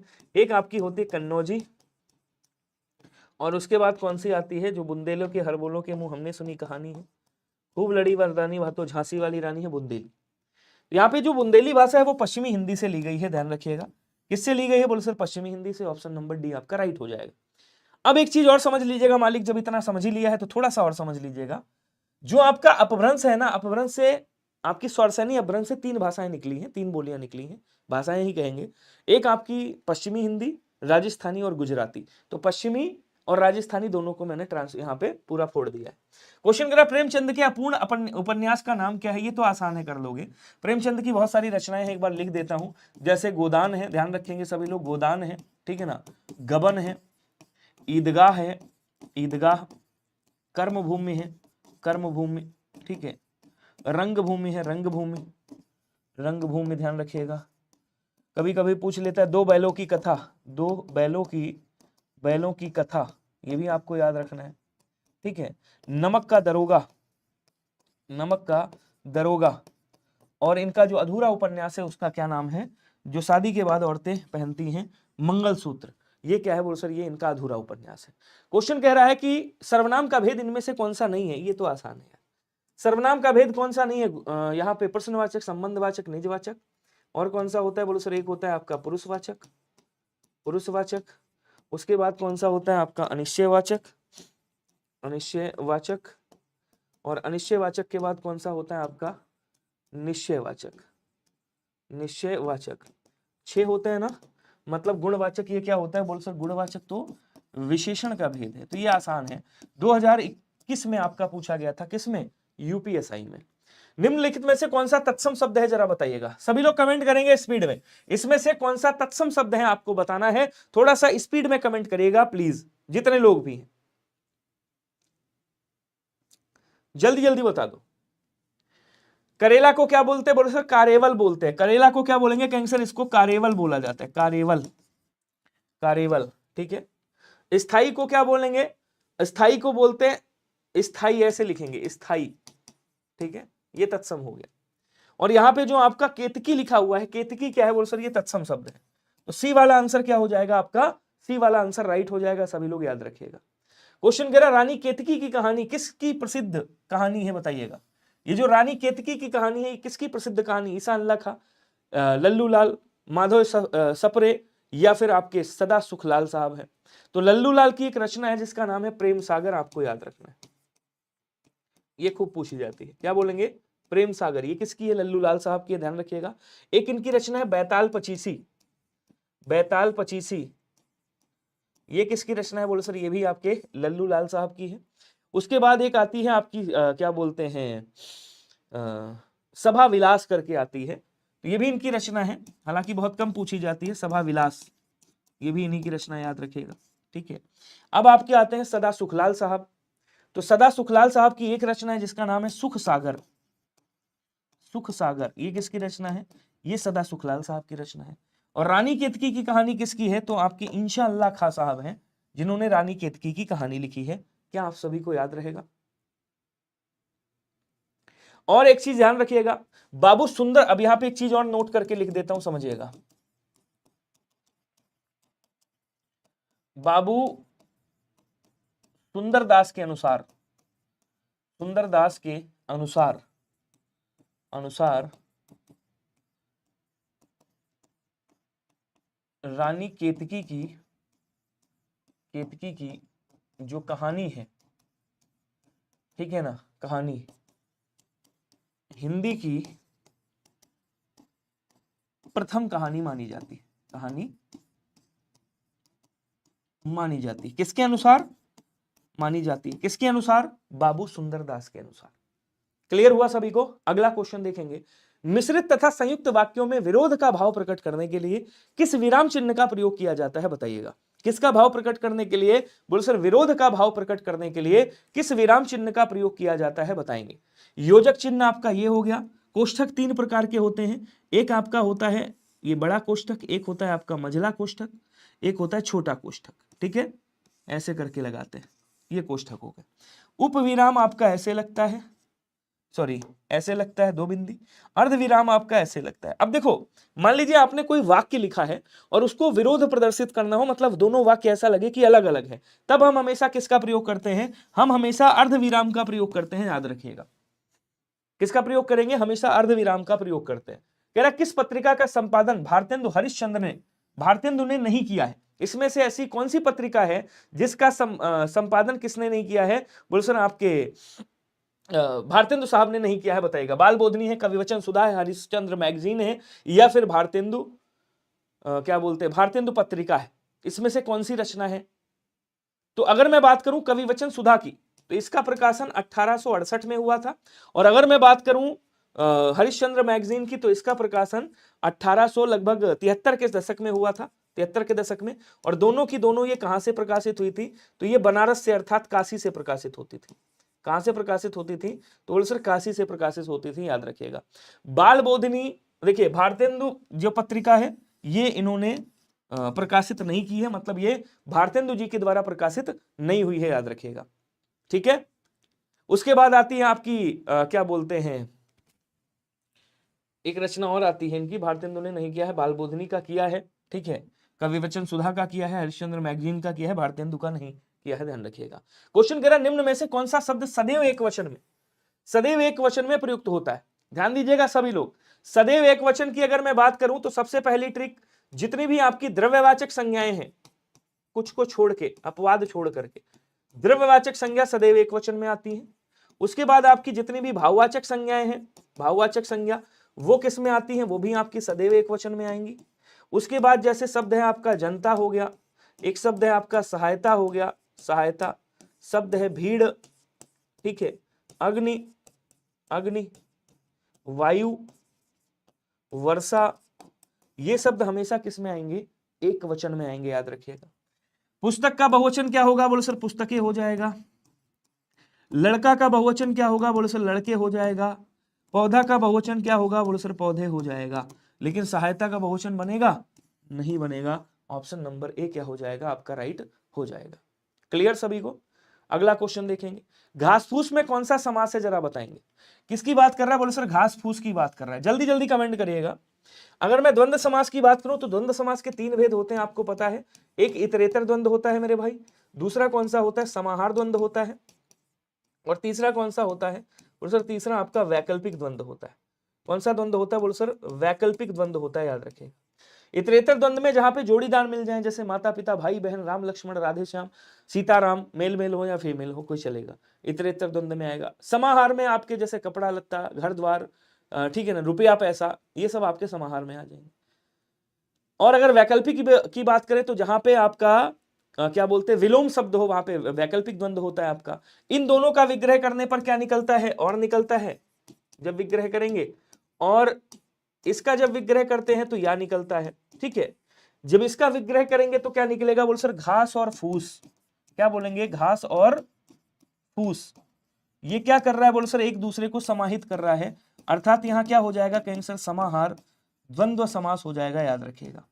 क्लियर, आंसर आपका बी वाला क्या हो जाएगा, राइट हो जाएगा। क्वेश्चन कह रहा है कि शिक्षक शब्द, शिक्षक संज्ञा का कौन सा प्रकार है, बताइएगा। तो शिक्षक हो गया, वकील पूछेगा आपसे, मंत्री पूछेगा आपसे, राष्ट्रपति पूछ लेगा, प्रधानमंत्री पूछ लेगा, डॉक्टर भी पूछ सकता है। ये सब कौन सी संज्ञा है, ये सब की सब जातिवाचक संज्ञा है। बी वाला आंसर सभी लोग याद रखिएगा। अगला क्वेश्चन क्या कह रहा है, देखेंगे। राम किताब पढ़ता है, इस वाक्य में वाच्य कौन सा होगा, बताइएगा। तो यहाँ पे राम क्या है, कर्ता है।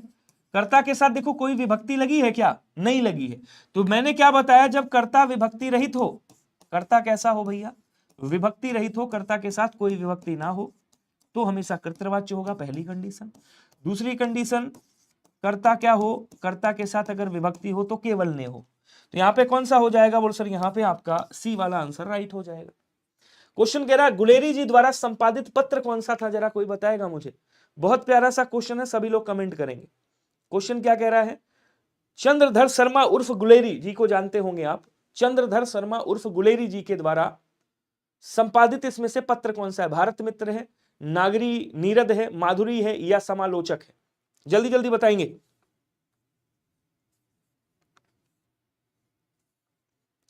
अब देखो, अगर मैं बात करूं माधुरी की, तो एक भाई साहब हुए हैं दुलारे लाल, क्या बोलेंगे, दुलारे लाल भार्गव साहब हुए हैं। ठीक है, दुलारे लाल भार्गव साहब, इन्होंने इसका प्रकाशन किया था कहां से, लखनऊ से। कहां से किया था, बोले सर लखनऊ से। वर्ष अगर पूछे तो क्या बोलेंगे, आपका क्या कहते हैं 1922 ईस्वी में समथिंग ये आपका क्या किया गया था, लखनऊ से प्रकाशित किया गया था। ठीक है, और ये गुलेरी जी द्वारा 1902 में प्रकाशित किया गया था। और ये कौन सा था, ये आपका समालोचक पत्र था। तो समालोचक पत्र की क्या करी थी इन्होंने, मतलब इसका संपादन किया था, ध्यान रखिएगा सभी लोग। और ये जो है आपका गुलेरी जी द्वारा ये आपकी राजस्थान से संपादित किया जा रहा था, राजस्थान के जयपुर से। कहां से, राजस्थान के जयपुर से। ठीक है, क्वेश्चन कह रहा कि भैया निम्नलिखित में से कौन सा शब्द खर का पर्यायवाची नहीं है। अब वैसे खर तो ये अनेकार्थक शब्द है। खर का मतलब क्या होता है, खर का मतलब एक राक्षस है, एक राक्षस। अच्छा कौन सा है ये पूछा है। खर का मतलब गधा भी होता है। खर का मतलब क्या होता है, गधा। और खर का मतलब क्या होता है बोलो सर, तिनका भी होता है। तो यहाँ पे क्या कह रहा है भैया, खर का अर्थ क्या होगा, तो यहाँ पे खर का अर्थ क्या हो जाएगा बोलो सर, गधा हो जाएगा। ऑप्शन नंबर ए वाला राइट कर दीजिएगा। बोलो सभी को क्लियर हो रहा है या नहीं हो रहा है, जल्दी जल्दी कमेंट करके बताओ। अगला क्वेश्चन क्या कह रहा है कि भैया निम्नलिखित में से कौन सा शब्द अथ का विलोम नहीं है। किसकी बात कर रहा है, अथ की बात कर रहा है। अथ का मतलब क्या होता है बोलो सर, अथ का मतलब होता है आरंभ। अथ का मतलब क्या होता है, आरंभ। तो आरंभ का क्या हो जाएगा बोलो सर, आरंभ का विलोम समाप्त होगा। विलोम क्या होगा भैया, समाप्त होगा। तो अथ का विलोम क्या हो जाएगा, इति हो जाएगा, क्योंकि इति का भी क्या होता है, मतलब समाप्त होता है। तो डी आंसर हो जाएगा। अंत का क्या होगा बोलो सर, अंत का अनंत हो जाएगा, अनंत। ठीक है, अर्थ का क्या होगा बोलो सर, अर्थ का अनर्थ हो जाएगा। और अध दिया है, अधा दिया होता तो ऊपर ही हो जाता, आधा दिया होता तो क्या हो जाता, तो आपका ऊपर ही हो जाता, ध्यान रखिएगा।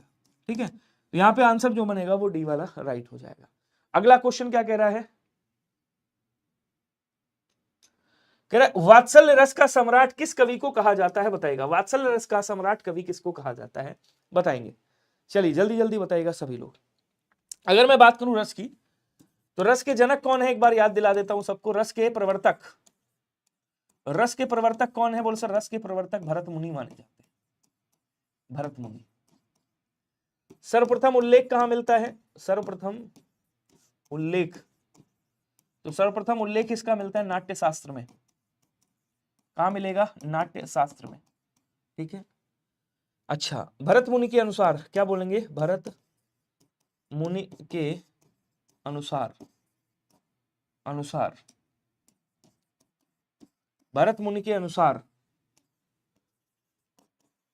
8 रस हैं। शांत रस, रस नहीं है। ठीक है, यहीं पे आपसे पूछेगा, सूरदास जी हो गए और एक आपके तुलसीदास जी हो गए। तुलसीदास के अनुसार, के अनुसार रस कितने हैं, तो इनके अनुसार 11 माने गए हैं। 10वां कौन सा, 10वां आपका वात्सल्य रस। 11वां कौन सा, 11वां आपका भक्ति रस। ठीक है, और सूरदास जी क्या है, वात्सल्य रस के सम्राट कवि हैं। आंसर कौन सा हो गया, ए वाला राइट हो गया। अगला क्वेश्चन कह रहा है कि निम्नलिखित में से किस वाक्य में कर्मवाच्य है, बताइएगा। किसकी बात कर रहा है भैया, कर्मवाच्य नहीं है, ये पूछ रहा है। तो उससे खाना नहीं खाया गया, उस क्या है, करता है, से विभक्ति लगी है, खाना क्या है देखो कर्म है, और उसके बाद क्या है, क्रिया है। ये तो कर्मवाच्य हो गया साहब। छात्र करता है, द्वारा क्रिया है, पुस्तक क्या है, कर्म है, पढ़ी जा रही देखो क्रिया है, कर्तृवाच्य आपका कर्मवाच्य हो गया।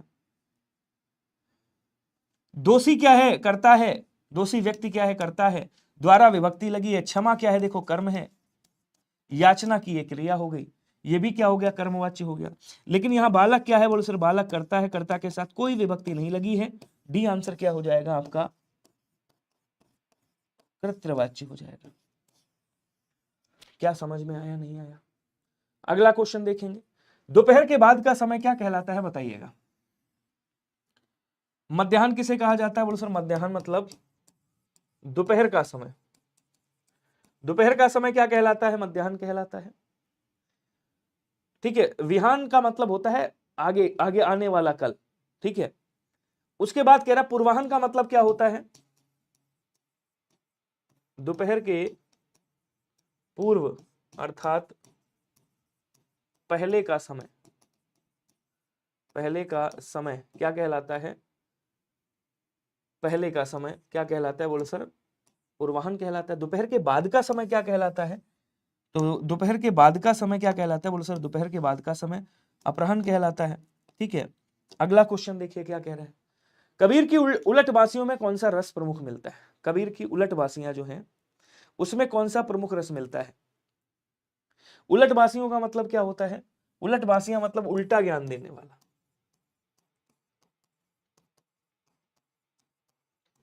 कबीर को उलट बासियां बोला जाता है, मतलब उल्टा ज्ञान देने वाला। अब इसमें प्रमुख रस कौन सा मिलता है, तो इसमें जो प्रमुख रस मिलता है वो कौन सा मिलता है बोल सर, अद्भुत रस मिलता है, ध्यान रखिएगा। कौन सा रस मिलता है? बोलो सर अद्भुत रस मिलता है। अगर इनकी कभी भाषा पूछी जाए कि कबीर जी की कौन सी भाषा है, तो आप क्या कहोगे? अगर कभी भाषा की बात करें, भाषा की, तो क्या बोलेंगे? इनकी जो भाषा है वो सदुक्कड़ी है, सदुक्कड़ी, ठीक है, या फिर पंचमेल खिचड़ी, पंचमेल खिचड़ी भी बोलते हैं, ध्यान रखिएगा। कबीर जी ज्ञानासरी शाखा से बिलोंग करते हैं, ये भी आपको याद रखना है।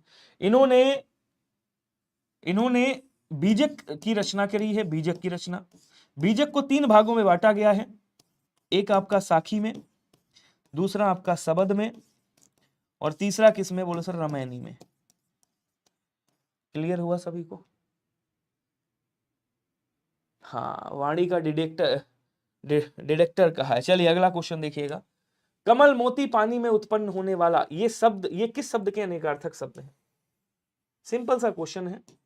जल का मतलब पानी हो गया, जा का मतलब हो गया जन्म लेने वाला, तो जहां भी आ जाए जलज, क्या बोलेंगे? कहेंगे सर जलज का मतलब कमल भी होता है, मोती भी होता है, पानी भी होता है, मछली भी हो जाता है। अगला क्वेश्चन कह हिंदी साहित्य का आदिकाल किसने लिखा है? बताइएगा, हिंदी साहित्य का आदिकाल किसने लिखा है? कोई बताएगा मुझे? जल्दी जल्दी कमेंट करिएगा भैया, स्पीड में। हिंदी साहित्य का आदिकाल किसने लिखा है? रामचंद्र शुक्ला जी की अगर मैं बात करूं तो इन्होंने क्या लिखा है? इन्होंने हिंदी साहित्य का इतिहास लिखा है, ठीक है, हिंदी साहित्य का इतिहास। उसके बाद इन्होंने रस मीमांसा की रचना करी है, रस मीमांसा की रचना करी है। इन्होंने विचार वीथी की रचना करी है, विचार वीथी की रचना करी है, और भी रचनाएं हैं। अगर मैं बात करूं हजारी प्रसाद द्विवेदी जी की, तो इन्होंने क्या लिखा है? इन्होंने एक रचना करी है जिसका नाम है सूर साहित्य। क्या बोलेंगे? सूर साहित्य। अगर आपसे कभी भी पूछे सूर साहित्य किसकी रचना है, बोले सर हजारी प्रसाद द्विवेदी साहब की, ठीक है ना। हिंदी साहित्य की भूमिका, हिंदी साहित्य की, लिख देता हूं अच्छा से, हिंदी साहित्य की भूमिका अगर पूछे किसने लिखा है, तो आप क्या बोलोगे? हिंदी साहित्य की भूमिका, भूमिका किसने लिखा है? बोलो सर हजारी प्रसाद द्विवेदी जी ने लिखा है, ठीक है। आधुनिक हिंदी साहित्य का उद्भव और विकास, आधुनिक हिंदी साहित्य का, सॉरी, आधुनिक हिंदी साहित्य पर विचार एक रचना है, साहित्य पर, हिंदी साहित्य लिखिएगा, हिंदी साहित्य पर विचार भी इन्होंने लिखा है, ये रचना और याद रखिएगा, ठीक है। हिंदी साहित्य का आदिकाल किसने लिखा है? बोलो सर हजारी प्रसाद द्विवेदी साहब ने ही लिखा है। ऑप्शन नंबर बी क्या हो जाएगा आपका? राइट हो जाएगा, ध्यान रखिएगा। अगला कह रहा है कि वे आम के पेड़ हैं, इस वाक्य में अधोरेखित शब्द में सर्वनाम कौन सा होगा? तो वे आम के पेड़ हैं, ये निश्चितता बता रहा है मेरे भाई, तो निश्चयवाचक सर्वनाम हो जाएगा। ऑप्शन नंबर ए यहां पे क्लिक कर दीजिएगा। क्वेश्चन कह रहा है जाके प्रिय नाराम वैदेही ताजिए ताहि कोटि बैरी सम जदपि परम सनेही। क्या कह रहा है समझिएगा? तुलसीदास, नामदेव, कबीरदास, सूरदास, ये किसकी रचना है आपको बताना है। जल्दी जल्दी कमेंट करिएगा। मैं आपको बता दूं ये यूपीएसआई 2021 में पूछा गया है, यूपीएसआई 2021 में आपका ये क्वेश्चन पूछा गया है, वहीं से ये क्वेश्चन लिया गया है। जाके प्रिय न राम वैदेही ताजिए ताहि कोटि बैरी सम जदपि परम सनेही, ये किसकी रचना है? तो बोले सर ये तुलसीदास जी की रचना है, ध्यान रखेंगे सभी लोग। क्लियर सभी को? एक बार बताइएगा, समझ आ रहा है क्या? अगला क्वेश्चन देखिएगा, तरल का विलोम क्या होगा? कोई बताएगा? सरल का विलोम क्या होता है? बोलो सर सरल का विलोम कठिन होता है, जटिल होता है, कुटिल भी होता है। तीक्ष्ण का विलोम क्या हो जाएगा? मंद हो जाएगा। ठोस का विलोम, अब जटिल किसका हो गया? सरल का हो गया, बता ही चुका हूं। तरल का क्या होगा? बोलो सर तरल का क्या हो जाएगा? बोलो सर तरल का ठोस हो जाएगा। अगला क्वेश्चन देखिएगा, क्वेश्चन कह रहा है हिंदुस्तानी भाषा का रूप क्या है? बताइएगा। जो हिंदुस्तानी भाषा है अपनी, हम लोग जो बोलते हैं इसका रूप बता देना यार, कौन सा है? जल्दी जल्दी बताइएगा, बहुत आसान है, कर लोगे, कोई दिक्कत नहीं। बताएंगे। हिंदुस्तानी भाषा जो है आपकी, वो हिंदू उर्दू मिश्रित है, ध्यान रखिएगा, हिंदी उर्दू मिश्रित। निम्नलिखित में से कौन सा शब्द स्त्रीलिंग है, बताएंगे कौन सा शब्द स्त्रीलिंग है? स्पर्श है, लेख है, दुख है, गरिमा है।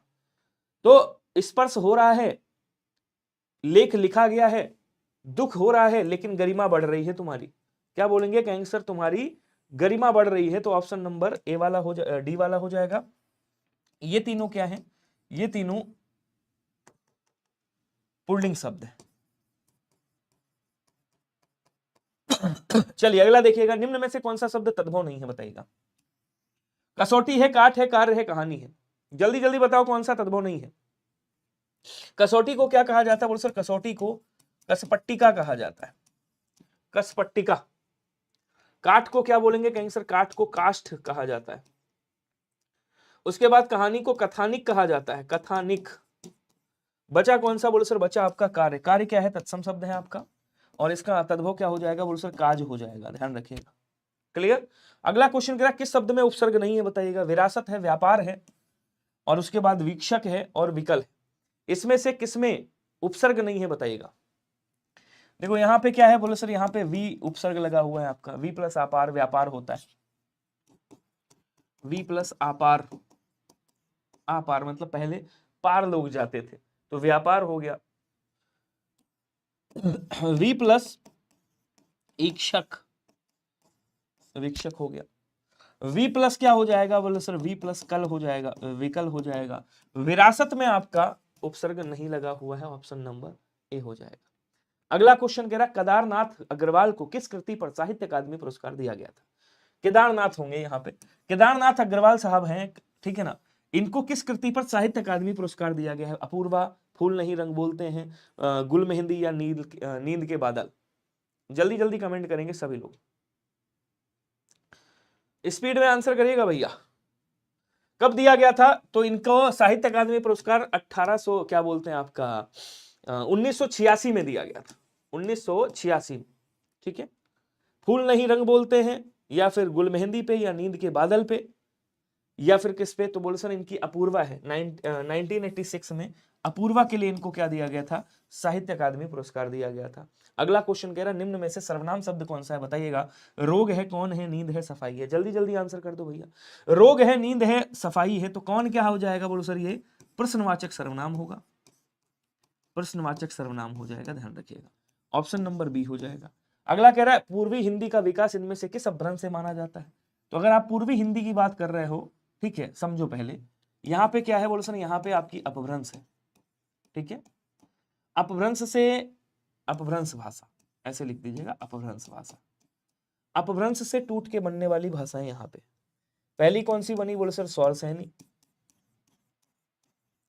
स्वर सैनी, ठीक है।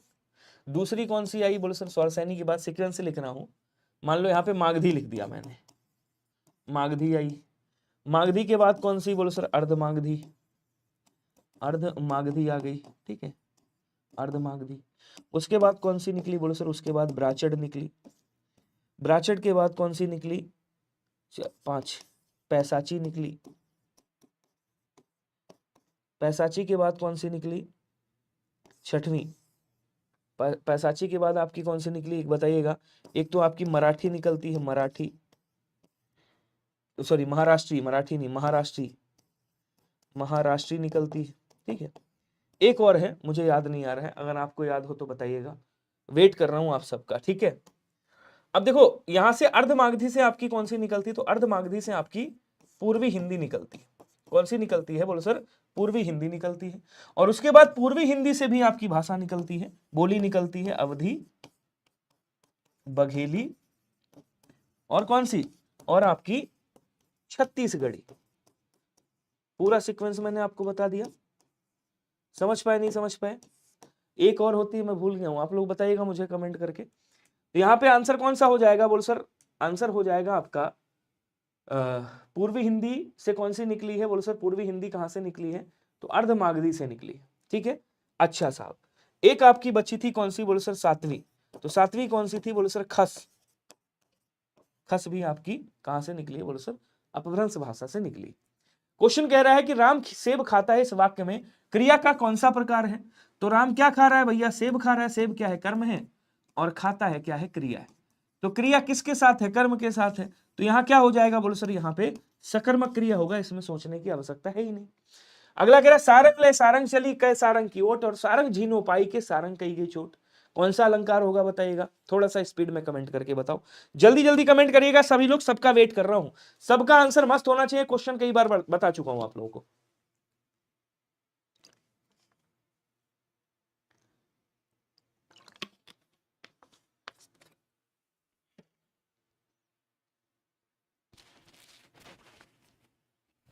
चलिए थोड़ा सा स्पीड बढ़ाइएगा मेरे भाई। सारंग, सारंग का मतलब क्या होता है यहाँ पे, स्त्री। इस सारंग का मतलब क्या होता है, बोलो सर दीपक। इस सारंग का मतलब क्या है, आंचल। आंचल मतलब समझ रहे हो, पल्लू। इस सारंग का मतलब क्या है, आंचल, पल्लू की बात की जा रही। और इस सारंग का मतलब क्या है, हवा, वायु की बात कर रहा है। हवा बोले तो वायु की बात कर रहा है। तो जहां पे शब्द की आवृत्ति होती है, अर्थ अलग अलग होते हैं, वहां कौन सा अलंकार होता है, बोलो सर वहां पे आपका यमक अलंकार होता है। तो दीपक को लेकर के स्त्री क्या ले, सारंग ले सारंग चली, सॉरी सारंग ले सारंग चली, यहाँ पे सारंग का मतलब स्त्री हो जाएगा, सॉरी दीपक हो जाएगा, दिया।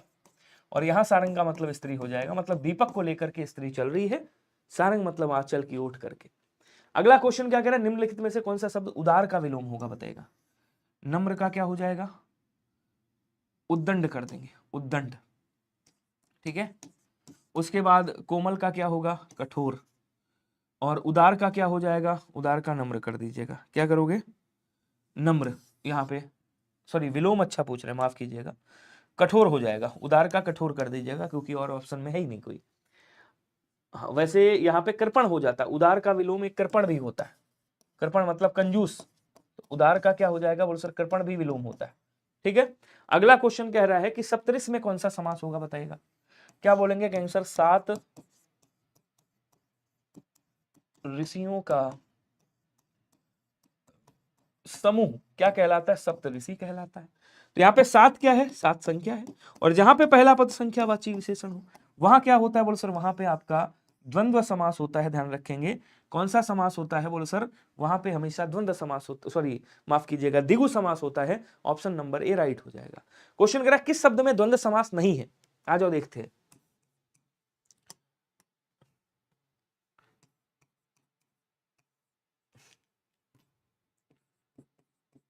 रोग से मुक्त, रोग मुक्त,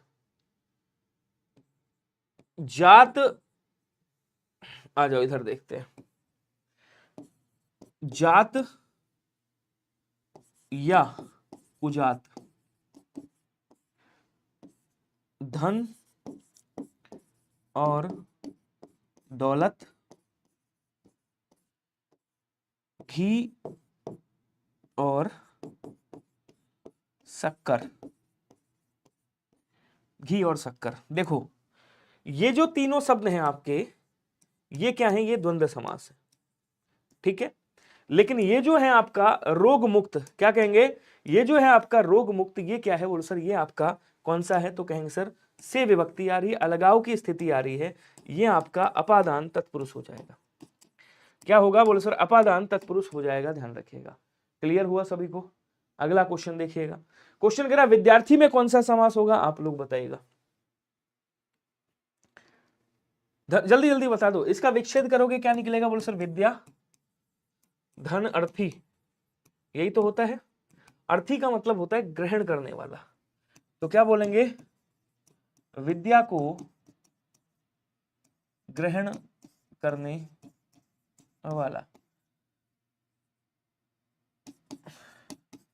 विद्या ग्रहण करने वाला अर्थात विद्या को ग्रहण करने वाला। तो यहाँ पे कौन सा होगा, तत्पुरुष समास होना चाहिए, कर्म तत्पुरुष होना चाहिए। क्या होना चाहिए, बोले सर कर्म तत्पुरुष होना चाहिए, ध्यान रखिए। अगला क्वेश्चन क्या कह रहा है, जंगम का विलोम क्या होगा बताइएगा।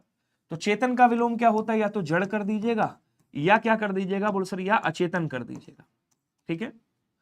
सुकर का विलोम क्या होता है, बोलो सर सुकर का विलोम दुष्कर हो जाता है। अगम का विलोम क्या हो जाएगा, सुगम हो जाएगा। जंगम का विलोम क्या होगा, स्थावर हो जाएगा। जंगम का विलोम क्या होगा, बोलो सर जंगम का विलोम स्थावर हो जाएगा। क्या होगा, बोलो सर स्थावर हो जाएगा। स्थावर मतलब जो स्थित रहता हो। निम्नलिखित में से कौन सा शब्द स्त्रीलिंग है? आय है, विवाद है, सार है और रूप है। तो स्त्रीलिंग की बात कर रहा है। बोले सर रूप अच्छा है, सार हो रहा है, अगर हो रही होता तो स्त्रीलिंग हो जाता, विवाद हो गया है, लेकिन आय बढ़ गई है। तो यहां पे ये जो आय शब्द है ये क्या है? बोलो सर ये स्त्रीलिंग है। बाकी ये तीनों शब्द क्या है? ये तीनों शब्द आपके पुल्लिंग शब्द है। अगला क्वेश्चन क्या कह रहा है? आप मियाँ जी मांगते और द्वार खड़े दरवेश। इस पंक्ति में इस लोकोक्ति का सही अर्थ क्या होगा बताइएगा। तो कह रहा मांगने में शर्म ना करना, किसी निर्धन के घर भिखारियों की भीड़ होना, देखी मारना या भीख मांगकर भी दान देना। तो ये तो होगा नहीं साहब। आंसर कौन सा होगा? बोलो सर किसी निर्धन के घर भिखारियों की भीड़ होना क्या कहलाता है? आप मियाँ जी मांगते द्वार खड़े दरवेश। क्वेश्चन कह रहा अवध शिला का उस पर था गुरुभार, तिल तिल काट रही थी दृग जलधार। यहां पे कौन सा छंद होगा बताएगा? तोटक है, बरवे है, वंशस्थ है, रोला है। तो बरवे में क्या होता है? बोलो सर 12, बरवे मतलब 12, पहले और तीसरे में 12 12, दूसरे और चौथे में 7 7, ये अर्ध सम्मात्रिक है। रोला में मेरे भाई 24 मात्राएं होती। आ जाओगे नहीं, देखते हैं। 1 2 3 4 5 6। देखिए जहां पे दीर्घ स्वर है वहां पे 2 मात्राएं, जहां पे लघु स्वर है 1 मात्रा। तो 1 2 3 4, 4 2 6, 6 2 8, 8 1 9, 9 1 10, 10 1 11, 11 1 12। कितनी हो गई? बोलो सर 12। आगे गिनते 2 3 4 5, 2 3 4 5 6 7, यहां तक देखो कितनी हो गई? 7। तो कितनी है? 7 है। 12 और 7, आंसर कौन सा होगा? बरवे। कौन सा आंसर होगा मेरे भाई? बोलो सर बरवे हो जाएगा। Option number B is right. बोलो क्लियर सभी को। अगला क्वेश्चन देखेंगे। वर्णमाला किसे कहा जाता है? कोई बताएगा? वर्णमाला किसे कहा जाता है? कोई बताएगा? जल्दी जल्दी आंसर करो भाई, स्पीड में, स्लोली स्लोली मत चला करो यार, थोड़ा सा स्पीड बढ़ाओ। तो दो मालाओं को, वर्णों के, वर्गों के विविध रूप को, वर्णों के व्यवस्थित समूह को, तो वर्णों के व्यवस्थित समूह को क्या कहा जाता है? वर्णमाला कहा जाता है, ध्यान रखिएगा। अगला क्वेश्चन कह रहा है राम गया है, इस वाक्य में कौन सा काल होगा? तो सॉरी, राम गया। देखो मैंने आपको बताया है कि जब कभी भी क्रिया के ठीक बाद क्या हो, क्रिया के ठीक बाद कुछ ना हो, केवल क्रिया लगी हो, सहायक क्रिया वगैरह ना हो, तो सामान्य भूतकाल। और अगर क्रिया के ठीक बाद क्या आ जाए?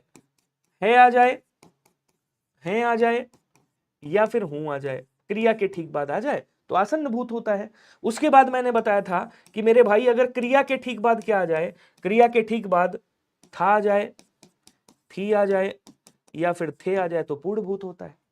और अपूर्ण भूत की अगर बात करें तो मैंने आपको बताया था कि क्रिया के ठीक बाद, नहीं क्रिया हटा दो, यहां पे केवल ऐसे याद रखिएगा, रहा था आ जाए, रही थी आ जाए, या फिर रहे थे आ जाए, ठीक है, या फिर ताथा मिल सकता है, तीथी मिल सकती है, या फिर तेथे मिल सकता है, ये अपूर्ण भूत हो जाएगा। समझ गए?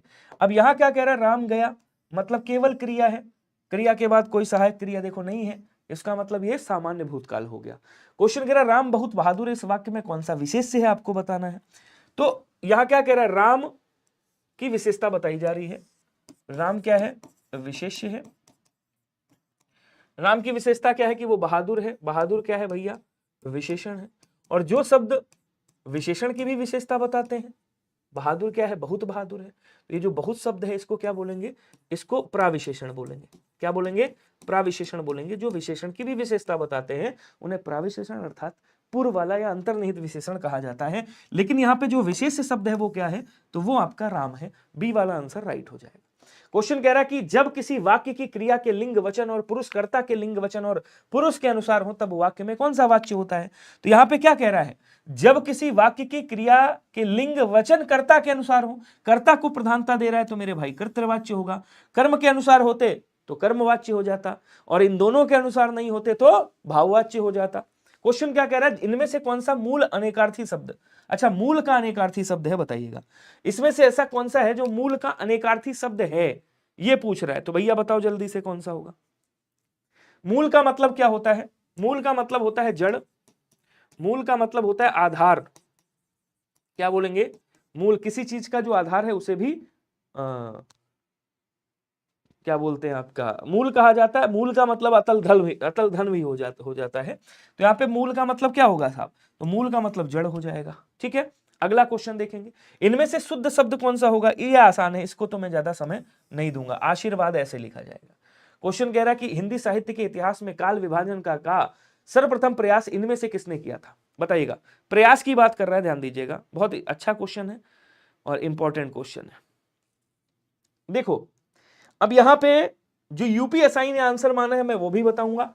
हालांकि इस पे लोगों ने आयोग पे क्या किया था, केस भी किया था, मतलब ऑब्जेक्शन भी किया था क्वेश्चन पे। क्वेश्चन बड़ा प्यारा सा है। रामचंद्र जी ने भी लिखा है हिंदी साहित्य का इतिहास, लेकिन इन्होंने सबसे पहले नहीं लिखा है। हिंदी साहित्य का इतिहास इन्होंने भी लिखा है, साहित्य का इतिहास, लेकिन इन्होंने सबसे पहले नहीं लिखा है। यहां कह रहा है हिंदी साहित्य के इतिहास में काल विभाजन का सर्वप्रथम प्रयास इनमें से किसने किया था? अगर मैं बात करूं गारसा दत्तासी की, तो गारसा दत्तासी ने 1839 में, ठीक है ना, 1839 में सबसे पहले काल विभाजन का प्रयास इन्होंने किया था। और इनकी बुक का क्या नाम था? तो द लिटरेच्योर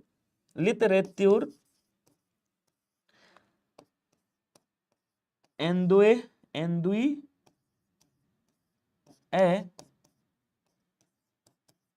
एंदुस्तानी,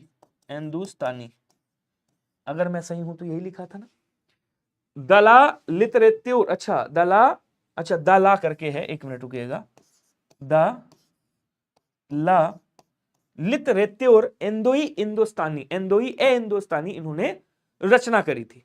ठीक है, अच्छा साहब, ये कब करी थी? 1839 में। अभी यही नहीं, अभी और सुनिए। उसके बाद आते हैं आपके जॉर्ज गिरिसन साहब। ये कब आते हैं? ये आते हैं आपके 1889 में।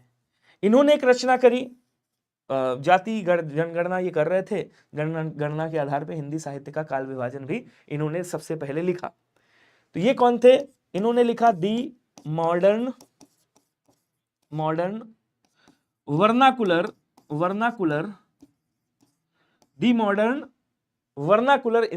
क्या बोलते हैं आपका, लिटरेचर ऑफ हिंदुस्तान। क्या लिखा था? वर्नाकुलर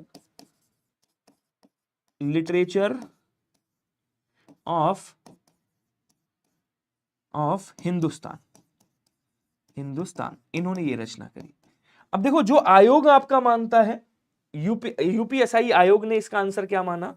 यूपीएसआई आयोग 2021 लिख देता हूं मैं, एक मिनट, ताकि आपको कंफ्यूजन ना हो। यूपीएसआई 2021 आयोग ने इसका आंसर माना है बी। आयोग ने आंसर क्या माना है? इसका बी माना है। वैसे एक्चुअल में आंसर क्या होना चाहिए? ये, क्योंकि प्रयास इन्होंने किया था।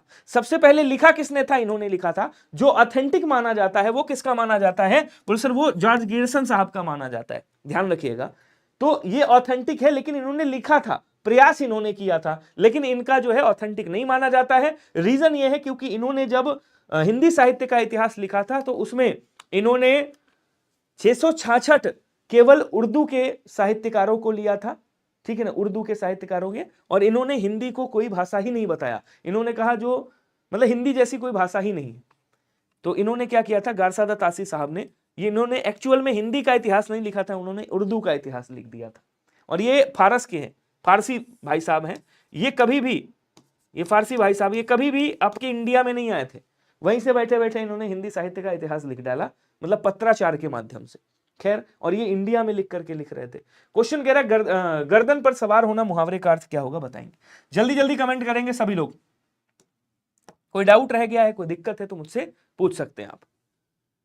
अच्छा, इसका अनुवाद भी किया था किशोरी लाल गुप्ता जी ने, ये भी आप लोग याद रखिएगा। इसका जो है अनुवाद भी किया था, किसने अनुवाद किया था? तो इसका अनुवाद किसने किया था? किशोरी लाल गुप्ता जी हुए हैं आपके, किशोरी लाल गुप्ता जी, इन्होंने इसका अनुवाद किया था, ध्यान रखिएगा। ठीक है, अगला क्वेश्चन देखेंगे, गर्दन पर सवार होना, गर्दन पर बैठ जाना, पीछा ना छोड़ना, जान से मार डालना या गर्दन दबाना। तो क्या बोलेंगे? पीछा ना छोड़ना, ऑप्शन नंबर बी राइट हो जाएगा। अगला क्वेश्चन देखेंगे, सर एसएससी जीडी 2025 का न्यू बैच कब से स्टार्ट होगा? स्टैटिक एक्सप्लेन जी, बहुत जल्द हो जाएगा, टेंशन मत लो, इसी में हो जाएगा। ठीक है, हाँ, किशोरी लाल गुप्ता जी। अगला देखिएगा, किशोरी लाल गुप्त है बेसिकली। रोला छंद में कितनी मात्राएं होती हैं बताइएगा? चलो जी आ जाओ। अगर कभी भी पूछे आपसे गीतिका में कितनी मात्राएं होती हैं तो आप क्या कहोगे? 26 मात्राएं। आपसे पूछे हरिगीतिका में कितनी मात्राएं होती हैं तो आप क्या कहोगे? हरिगीतिका कितनी होती है? तो बोलो सर 28 मात्राएं। और चौपाई में कितनी मात्राएं होती हैं? तो आप क्या बोलोगे? चौपाई में 16 मात्राएं। और रोला छंद में कितनी? तो 24 मात्राएं होती है। अगला कह रहा है इनमें से पांडित्य में प्रयुक्त शब्द कौन सा है? यहाँ पे अव्यय कौन सा है, सॉरी प्रत्यय कौन सा है बताइएगा। तो मूल शब्द क्या था? बोलो सर मूल शब्द था पंडित, और यहाँ पे या प्रत्यय लगाया गया है, तो ये क्या बन गया? बोलो सर ये पांडित्य बन गया। ऑप्शन नंबर ए वाला राइट हो जाएगा। अगला क्वेश्चन है विद्यापति द्वारा रचित कितने ग्रंथ अवहट्ट में लिखे गए हैं? तो विद्यापति के द्वारा रचित ग्रंथ जरा समझिएगा। अगर मैं इनके ग्रंथों की बात करूं तो इनका एक ग्रंथ है कीर्तिलता, कीर्तिलता। इनका एक ग्रंथ है कीर्ति पताका, पताका। और इनका एक ग्रंथ है पदावली, पदावली। ठीक है। अगर आप बात करेंगे ये दो ग्रंथ जो हैं ये किस भाषा में लिखे गए हैं? अवहट्ट, अवहट्ट। और अगर ऑप्शन में अवहट्ट कभी ना दिया हो तो अपभ्रंश करिएगा। ठीक है। और इनकी जो पदावली है ये किसमें? मैथिली भाषा में लिखी है, इसीलिए इनको मैथिली कोकिल कहा जाता था। तो ये मैथिली भाषा में लिखी है। अवहट्ट भाषा में कितने ग्रंथों की रचना करी है इन्होंने? तो आप बोलोगे साहब 2 ग्रंथों की रचना करी है, कीर्तिलता और कीर्ति पताका। क्वेश्चन कह रहा है इनमें से निजवाचक सर्वनाम कौन सा होगा बताइएगा। आज अपनापन कहाँ है? या समस्या है, समस्या मैं आप ही हल कर लूंगा। या मेरी निजी पुस्तक है। अपनों से क्या छिपाना, अपनों से क्या छिपाना, मध्यम पुरुषवाचक। यह मेरी निजी पुस्तक है, तो यह मेरी हो गया उत्तम पुरुष, उत्तम पुरुष हो गया। उसके बाद कह रहा है आज अपनापन कहाँ गया है? तो अपनापन की बात कर रहा है, कहाँ है? प्रश्नवाचक की बात कर रहा है, तो ये प्रश्नवाचक हो गया आपका। उसके बाद क्या कह रहा है भैया? बी वाला आंसर राइट हो जाएगा। किसकी बात कर रहा है? आप ही। आप ही का मतलब क्या हो गया? अपने आप कर दूंगा। आपका मतलब यहां क्या हो गया? अपने आप से लिया गया है। अगला कह रहा है व्युत्पत्ति के विचार से शब्दों के कितने भेद हैं? यूपीएसआई 2021 में क्वेश्चन पूछा गया। यूपीएसआई 2021 में आपका क्वेश्चन पूछा गया है व्युत्पत्ति के विचार से कितने प्रकार के शब्द होते हैं? तो क्या बोलेंगे? कमेंट करके बताओ जल्दी से। व्युत्पत्ति के अनुसार से आपके कहा गए 3 आपके क्या होते हैं? बोलो सर 3 शब्द होते हैं, ध्यान रखिएगा। कौन कौन सा? तो बोलो सर एक होता है आपका रूढ़ शब्द, एक होता है आपका यौगिक शब्द, और एक कौन सा होता है? बोलो सर एक होता है आपका योग रूढ़ शब्द। ठीक है, ये होते हैं। आंसर डी वाला राइट हो जाएगा। क्लियर? उत्पत्ति के आधार पे पूछता तो 4 हो जाते। कौन कौन से? तत्सम, तद्भव, देशज और विदेशज। अगर प्रयोग के आधार पे पूछता तो 2 हो जाते, विकारी और अविकारी। व्याकरण कोटि के आधार पे पूछता तो 8 हो जाते, संज्ञा, सर्वनाम, क्रिया विशेषण, क्रिया विशेषण अव्यय, संबंध बोधक अव्यय, समुच्चय बोधक अव्यय, विस्मयादि बोधक अव्यय। शब्द निर्माण की इकाई पूछता तो 4 हो जाते। कौन कौन सी? संधि, समास, उपसर्ग और प्रत्यय। शब्द परिवर्तन की इकाई पूछता तो 4 हो जाते, लिंग, वचन, काल और कारक। अगला क्वेश्चन कह रहा है कि क्रिया के संदर्भ में इनमें से कौन सा कथन सत्य है? जरा मुझे कमेंट करके बताएंगे सभी लोग। क्वेश्चन थोड़ा सा अच्छा सा है, लेवल वाला क्वेश्चन है, बढ़िया से पढ़िएगा और आंसर बताइएगा। जल्दी जल्दी आंसर करेंगे सभी लोग, स्पीड में आंसर करिएगा प्लीज। ठीक है, चलो जी। क्रिया के संदर्भ में इनमें से कौन सा कथन क्या है? बोलो सर सत्य है, आपको बताना है। चलो पढ़ते हैं।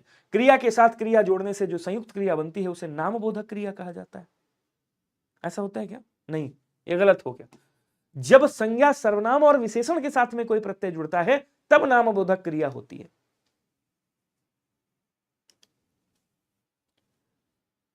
चलिए, जब कर्म संज्ञा की तरह व्यवहार में आए तब वह क्रियार्थक संज्ञा कहलाता है? नहीं साहब, जब क्रिया संज्ञा की तरह व्यवहार में आए तब क्रियार्थक संज्ञा होती है। वो सॉरी, जब कोई संज्ञा क्रिया की तरह व्यवहार में आए तब वो क्रियार्थक संज्ञा होती है। उसके बाद कह रहा जब कर्ता एक क्रिया समाप्त कर उसी क्षण दूसरी क्रिया में प्रवृत्त होता है तब पहली क्रिया पूर्वकालिक क्रिया कहलाती है। बिल्कुल सही बात है भाई। तो आंसर कौन सा सही होगा? बोलो सर आंसर आपका ऑप्शन नंबर कौन सा वाला? आंसर आपका ऑप्शन नंबर सी वाला राइट हो जाएगा, ध्यान रखिएगा। ओके, नेक्स्ट क्वेश्चन कह रहा है कि यह देख गगन मुझ में लय है, यह देख पवन मुझ में लय है, मुझ में विलीन झनकार सकल, मुझ में लय है संसार सकल, अमृत फूलता है मुझ में, संसार झूलता है मुझ में।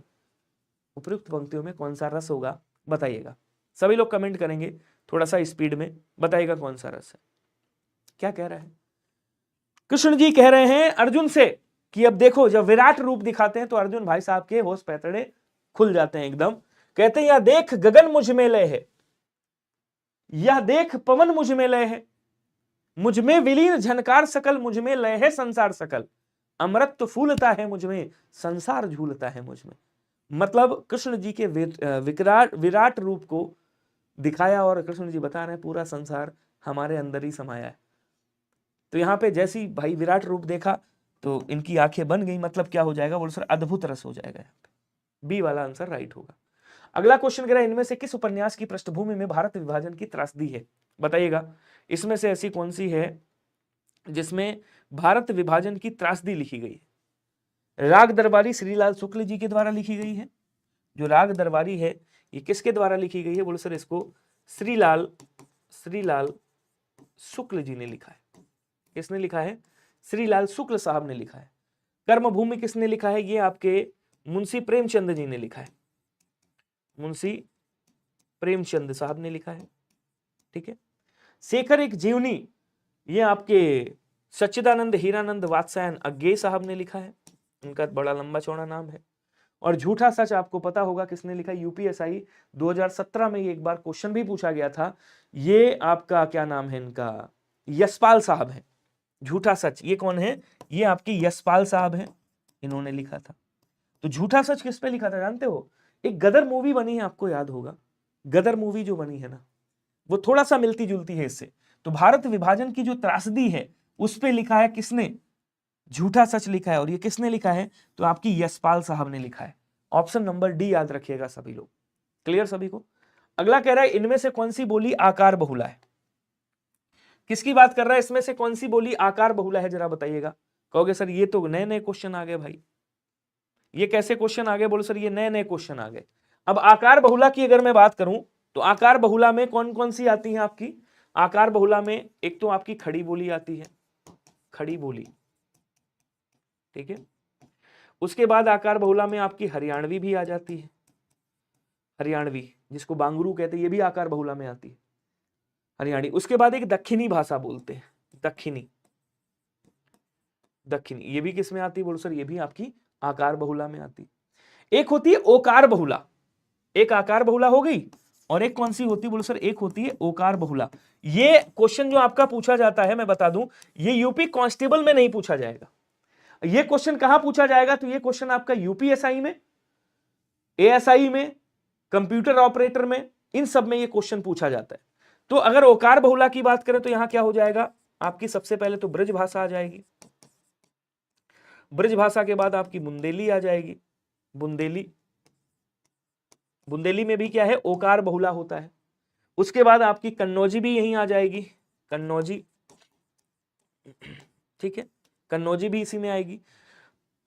कन्नौजी के बाद आपकी जो मारवाड़ी आती है राजस्थान की, मारवाड़ी, ये भी आपकी ओकार बहुला में आती है।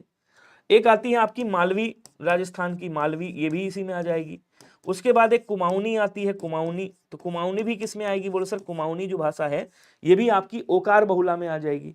कुमाऊनी के बाद जो पहाड़ी है आपकी गढ़वाली, वो भी किस में आ जाएगी? बोलो सर वो भी आपकी ओकार बहुला में आ जाएगी। तो ओकार बहुला में ये आपकी रचनाएं, आपकी बोलियां आती है, याद रखिएगा, ठीक है। उसके बाद एक आती है टा वर्ग बहुला बोलते हैं, इसको थोड़ा सा पोस्टमार्टम कर ही देता हूं। एक आती है आपकी टा वर्ग बहुला, जिसमें टा वर्ग की बहुला होती है, ठीक है ना। एक होती है आपकी टा वर्ग बहुला। इसमें कौन कौन सी आती है इसको भी थोड़ा सा समझ लीजिएगा, यूपीएसआई का पेपर देंगे तो उसमें पूछा जाएगा। जैसे एक रचना है वो एक आपकी क्या बोलते हैं, मेवाती बोलते हैं, आपकी जो बोली है राजस्थान की मेवाती, वो किस में आती? इसी में आती है। उसके बाद उधर दो हो गई आपकी, इधर बची आपकी क्या बोलते हैं मेवाती, और एक आपकी कौन सी बची? बोले सर मालवी, इसमें मालवी भी आती है, और मालवी आपकी आकार बहुला में भी आती है। हाँ मालवी यहाँ पे भी आती है। जयपुरी भी यहाँ पे आ जाती है, जयपुरी, ये भी किस में आएगी? बोलो सर ये भी आपकी टा वर्ग बहुला में आएगी, जयपुरी। जयपुरी के बाद मारवाड़ी, तो राजस्थानी की ये सारी इसमें आ जाएंगी, मारवाड़ी, ये आपकी टा वर्ग बहुला में आती है। एक और होती है जिसको हम बोलते हैं उदासीन आकार बहुला, क्या बोलेंगे? एक होती है उदासीन आकार बहुला, ठीक है, एक ये भी होती है। इसमें आपकी कौन कौन सी आती है? तो इसमें एक तो अवधि आती है और दूसरी आपकी बघेली आती है, ध्यान रखिएगा। कौन सी? बोलो सर एक तो आपकी अवधि आ जाएगी, अवधि के बाद इसमें बघेली आ जाएगी। तो ये जो ओकार बहुला आकार बहुला है इनका पूरा विभाजन मैंने कर दिया है। अब आपको बताना है क्वेश्चन क्या है। तो आकार बहुला की बात कर रहा है। आकार बहुला कौन? खड़ी बोली, हरियाणवी, दक्षिणी। तो खड़ी बोली कहाँ पे है, हरियाणवी है और दक्कनी। हरियाणवी को क्या कहा, खड़ी बोली को क्या कहा जाता है, कौरवी कहा जाता है। तो सी वाला आंसर आपका क्या हो जाएगा, बोलो सर राइट होगा। बोलो क्लियर हुआ क्या सभी को, जल्दी से बताओ, क्लियर, कोई दिक्कत? चलिए, तो इसका स्क्रीनशॉट ले लीजिएगा, ये काम आएगा, और इसका स्क्रीनशॉट लेके कहीं लिख लीजिएगा। हाँ, व्युत्पत्ति के आधार पे शब्द 3 प्रकार के होते हैं, उत्पत्ति के आधार पे शब्द 4 प्रकार के होते हैं। व्युत्पत्ति संरचना या रचना के आधार पे रूढ़, यौगिक, योग रूढ़ होता है मेरे भाई, और उत्पत्ति के आधार पे 4 होते हैं, तत्सम, तद्भव, देशज, विदेशज। उत्पत्ति पूछ ले, इतिहास पूछ ले, स्रोत पूछ ले, उसके आधार पे। कह रहा कि इनमें से किस वाक्य में क्रियार्थक संज्ञा है, ऐसी संज्ञा जो क्रिया के अनुसार प्रयोग हो रही हो उसे क्रियार्थक संज्ञा कहा जाता है। टहलना स्वास्थ्य के लिए अच्छा है, मैं खाकर सोऊंगा। अब मैं खाकर सोऊंगा ये कौन सी है, पूर्वकालिक क्रिया, ठीक है। राधा बहुत तुतलाती है, तो राधा क्या कर रही है भाई, तुतलाती है, ये तो क्रिया होगी। गुर्जरों ने लड़ाई लड़ी, ये सजाती क्रिया, लड़ाई और लड़ी,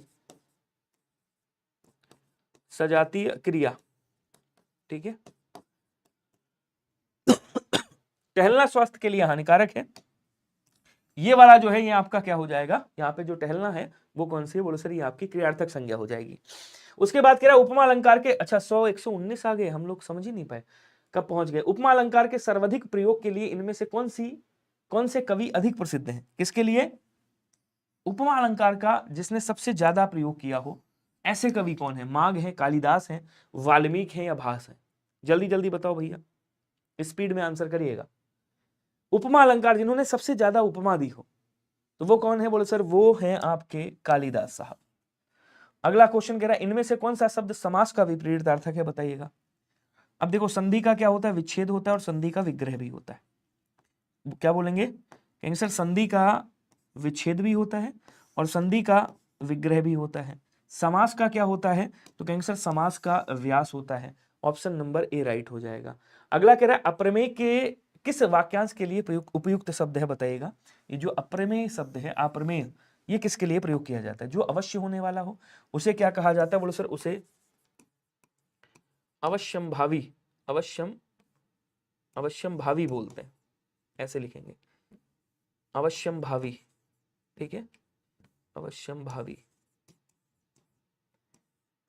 उसके बाद जो समय पर संभव ना हो, जो तौला या नापा ना जा सके, उसे अपरिमेय बोलते हैं। जो प्रमाण से सिद्ध ना हो सके उसे क्या कहा जाता है, बोलो सर उसे अपरिमेय कहा जाता है। Option number A right. अरे गुलाबो झाड़ू ठीक से लगा, यूपीएसआई 2021 में पूछा गया क्वेश्चन है। तो क्या कह रहा है, अरे गुलाबो, तो जैसे ही कह दिया अरे गुलाबो क्या कर रहा है भैया, संबोधित कर रहा है। तो ये कौन सा हो जाएगा, बोलो सर संबोधन वाला हो जाएगा। करण कारक की विभक्ति से होती है और के द्वारा होती है, जिसके द्वारा क्रिया की जाए, जो क्रिया का साधन होता है, क्रिया से सीधा संबंध रखता है। संप्रदान कारक की विभक्ति के लिए होती है, जिसके लिए क्रिया की जाए। देने के अर्थ में आए तो को विभक्ति भी होती है। कर्म कारक की विभक्ति क्या होती है, बोलो सर को होती है, ध्यान रखिएगा। क्वेश्चन कह रहा है कि इनमें से कौन सी बोली पश्चिमी हिंदी की बोली नहीं है, बताइएगा। केवल आपको टिक मारना है क्योंकि पूरा पोस्टमार्टम में पीछे कर चुका हूं।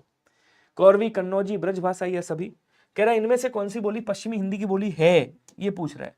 तो कौरवी है, ब्रजभाषा है, कन्नौजी भी है, और लिख देता हूं हरियाणवी भी है, जिसको बांगरू कहते हैं। अब लिख ही देता हूं मालिक, 2 ही तो लिखनी है, बाकी तो लिख ही दिया है मैंने, लिखी है पहले से। उसके बाद आपकी खड़ी बोली एक है, खड़ी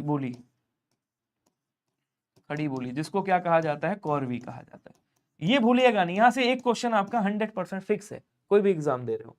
कह रहा यार अलावा क्या है, तो यार अलावा को क्या बोला जाता है भैया, जरा बताइएगा। तो कहेंगे सर यार अलावा को अंतस्थ व्यंजन कहा जाता है, ठीक है। संयुक्त व्यंजन किसे कहा जाता है, तो कहेंगे सर छा है, त्रा है, ज्ञा है और स्रा है। इसको संयुक्ताक्षर भी बोलते हैं। क्या बोलते हैं, संयुक्ताक्षर भी बोलते हैं, संयुक्ताक्षर, संयुक्ताक्षर, ध्यान रखिएगा, ठीक है। अगला क्वेश्चन, इनमें से विस्मयादिबोधक अव्यय का उदाहरण कौन सा है, बताएंगे। विस्मयादिबोधक अव्यय, वहां धन्य धन्य, यहां वहां, जहां जहां, धन्य धन्य, मैं धन्य हुआ साहब। तो ये जो धन्य धन्य शब्द है ये क्या है, विस्मयादिबोधक बनेगा। बाकी सब आपके संयोजक वाले हैं, ध्यान रखिएगा। अव्यय जैसे समुच्चय बोधक अव्यय बन सकते हैं, संयोजक क्रिया विशेषण अव्यय बन सकते हैं। कह रहा किस वाक्य में निपात का प्रयोग किया गया है, इसमें निपात का प्रयोग किसमें हुआ है, तो निपात आपको बता रखा है मैंने, निपात के 9 भेद होते हैं, कल भी शायद बताया था आपको, 9 भेद होते हैं। कुछ आपको याद रखना, जैसे तक, भी, ही, ठीक, तो, ठीक है, ये शब्द आपके, और भर, ऐसे शब्द आपके ज्यादातर पूछे जाते हैं और वाक्य में बल देते हुए दिखाई दे। तो हरीश छत पर है क्रिया विशेषण अव्यय है। कल एक कवि गोष्ठी, एक कालवाचक क्रिया विशेषण हो गया।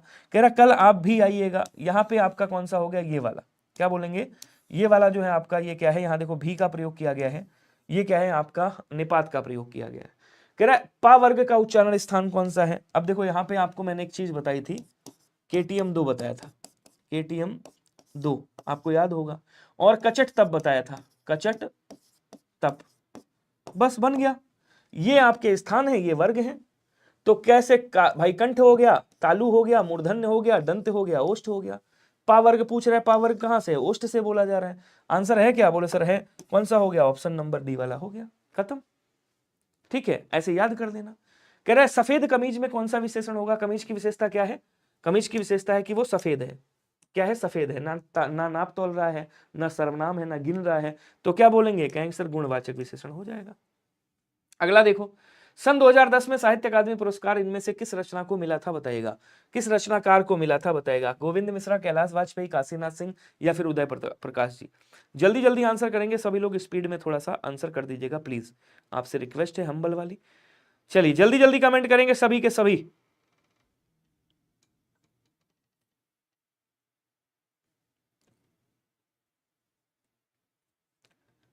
जल्दी से बताओ। देखिए गोविंद साहब को कब मिला था, इनको 2008 में मिला है। कब मिला है भैया, इनको 2008 में मिला है, याद रखिएगा, कोहरे में कैद के लिए। इनकी एक रचना है जिसका नाम है कोहरे में कैद, कोहरे में कैद, ठीक है। उसके बाद आपके आते हैं कैलाश वाजपेयी, इन्होंने किया था हवा में हस्ताक्षर। क्या किया था, इन्होंने किया था हवा में हस्ताक्षर 2009 में। कब किया था, तो 2009 में किया था, ठीक है। हवा में हस्ताक्षर किए थे, हवा में हस्ताक्षर, हस्ताक्षर, ठीक है। उसके बाद भाई काशीनाथ जी ने कब किए, तो 2011 में। इनको कब मिला, इनको मिला था 2011 में।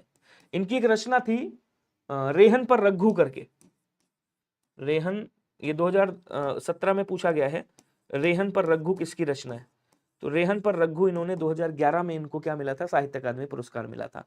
तो ये सारी चीजें मैंने आपको बता दी। अब आते हैं आपके कौन, उदय प्रकाश जी। उदय प्रकाश जी ने कहानी लिखी थी मोहनदास गांधी जी पे, मोहनदास, ठीक है, मोहनदास। इनके लिए, इनको उदय प्रकाश जी को 2010 में क्या मिला था, 2010 में साहित्य अकादमी पुरस्कार से इनको नवाजा गया था।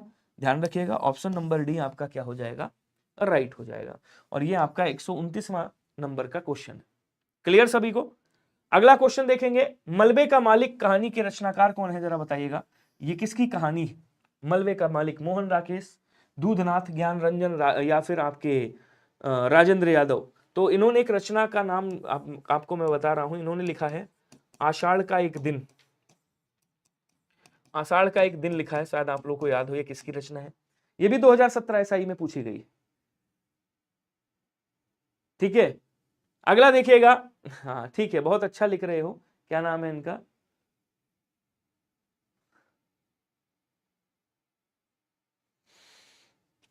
हाँ। अब देखिएगा, इनकी रचना है एक लहरों के राजहंस, इन्होंने लिखा है लहरों के राजहंस, लहरों के राजहंस। ये भी किसकी, बोल सर ये भी इन्हीं की है। एक रचना है इनकी आधे अधूरे, आधे अधूरे, ये भी किसकी रचना है, बोलो सर ये भी इन्हीं की रचना है। और मोहन राकेश जी की ये रचनाएं हैं सारी की सारी, ध्यान रखिएगा। ऑप्शन नंबर ए वाला आपका क्या हो जाएगा, बोलो सर ऑप्शन नंबर ए आपका एकदम राइट हो जाएगा। और एक रचना कभी कभार आपसे पूछ सकता है इनकी, पैरों तले जमीन। तो अगर पैरों तले जमीन पूछ ले तो ये किसकी है, ये भी मोहन राकेश जी की रचना है।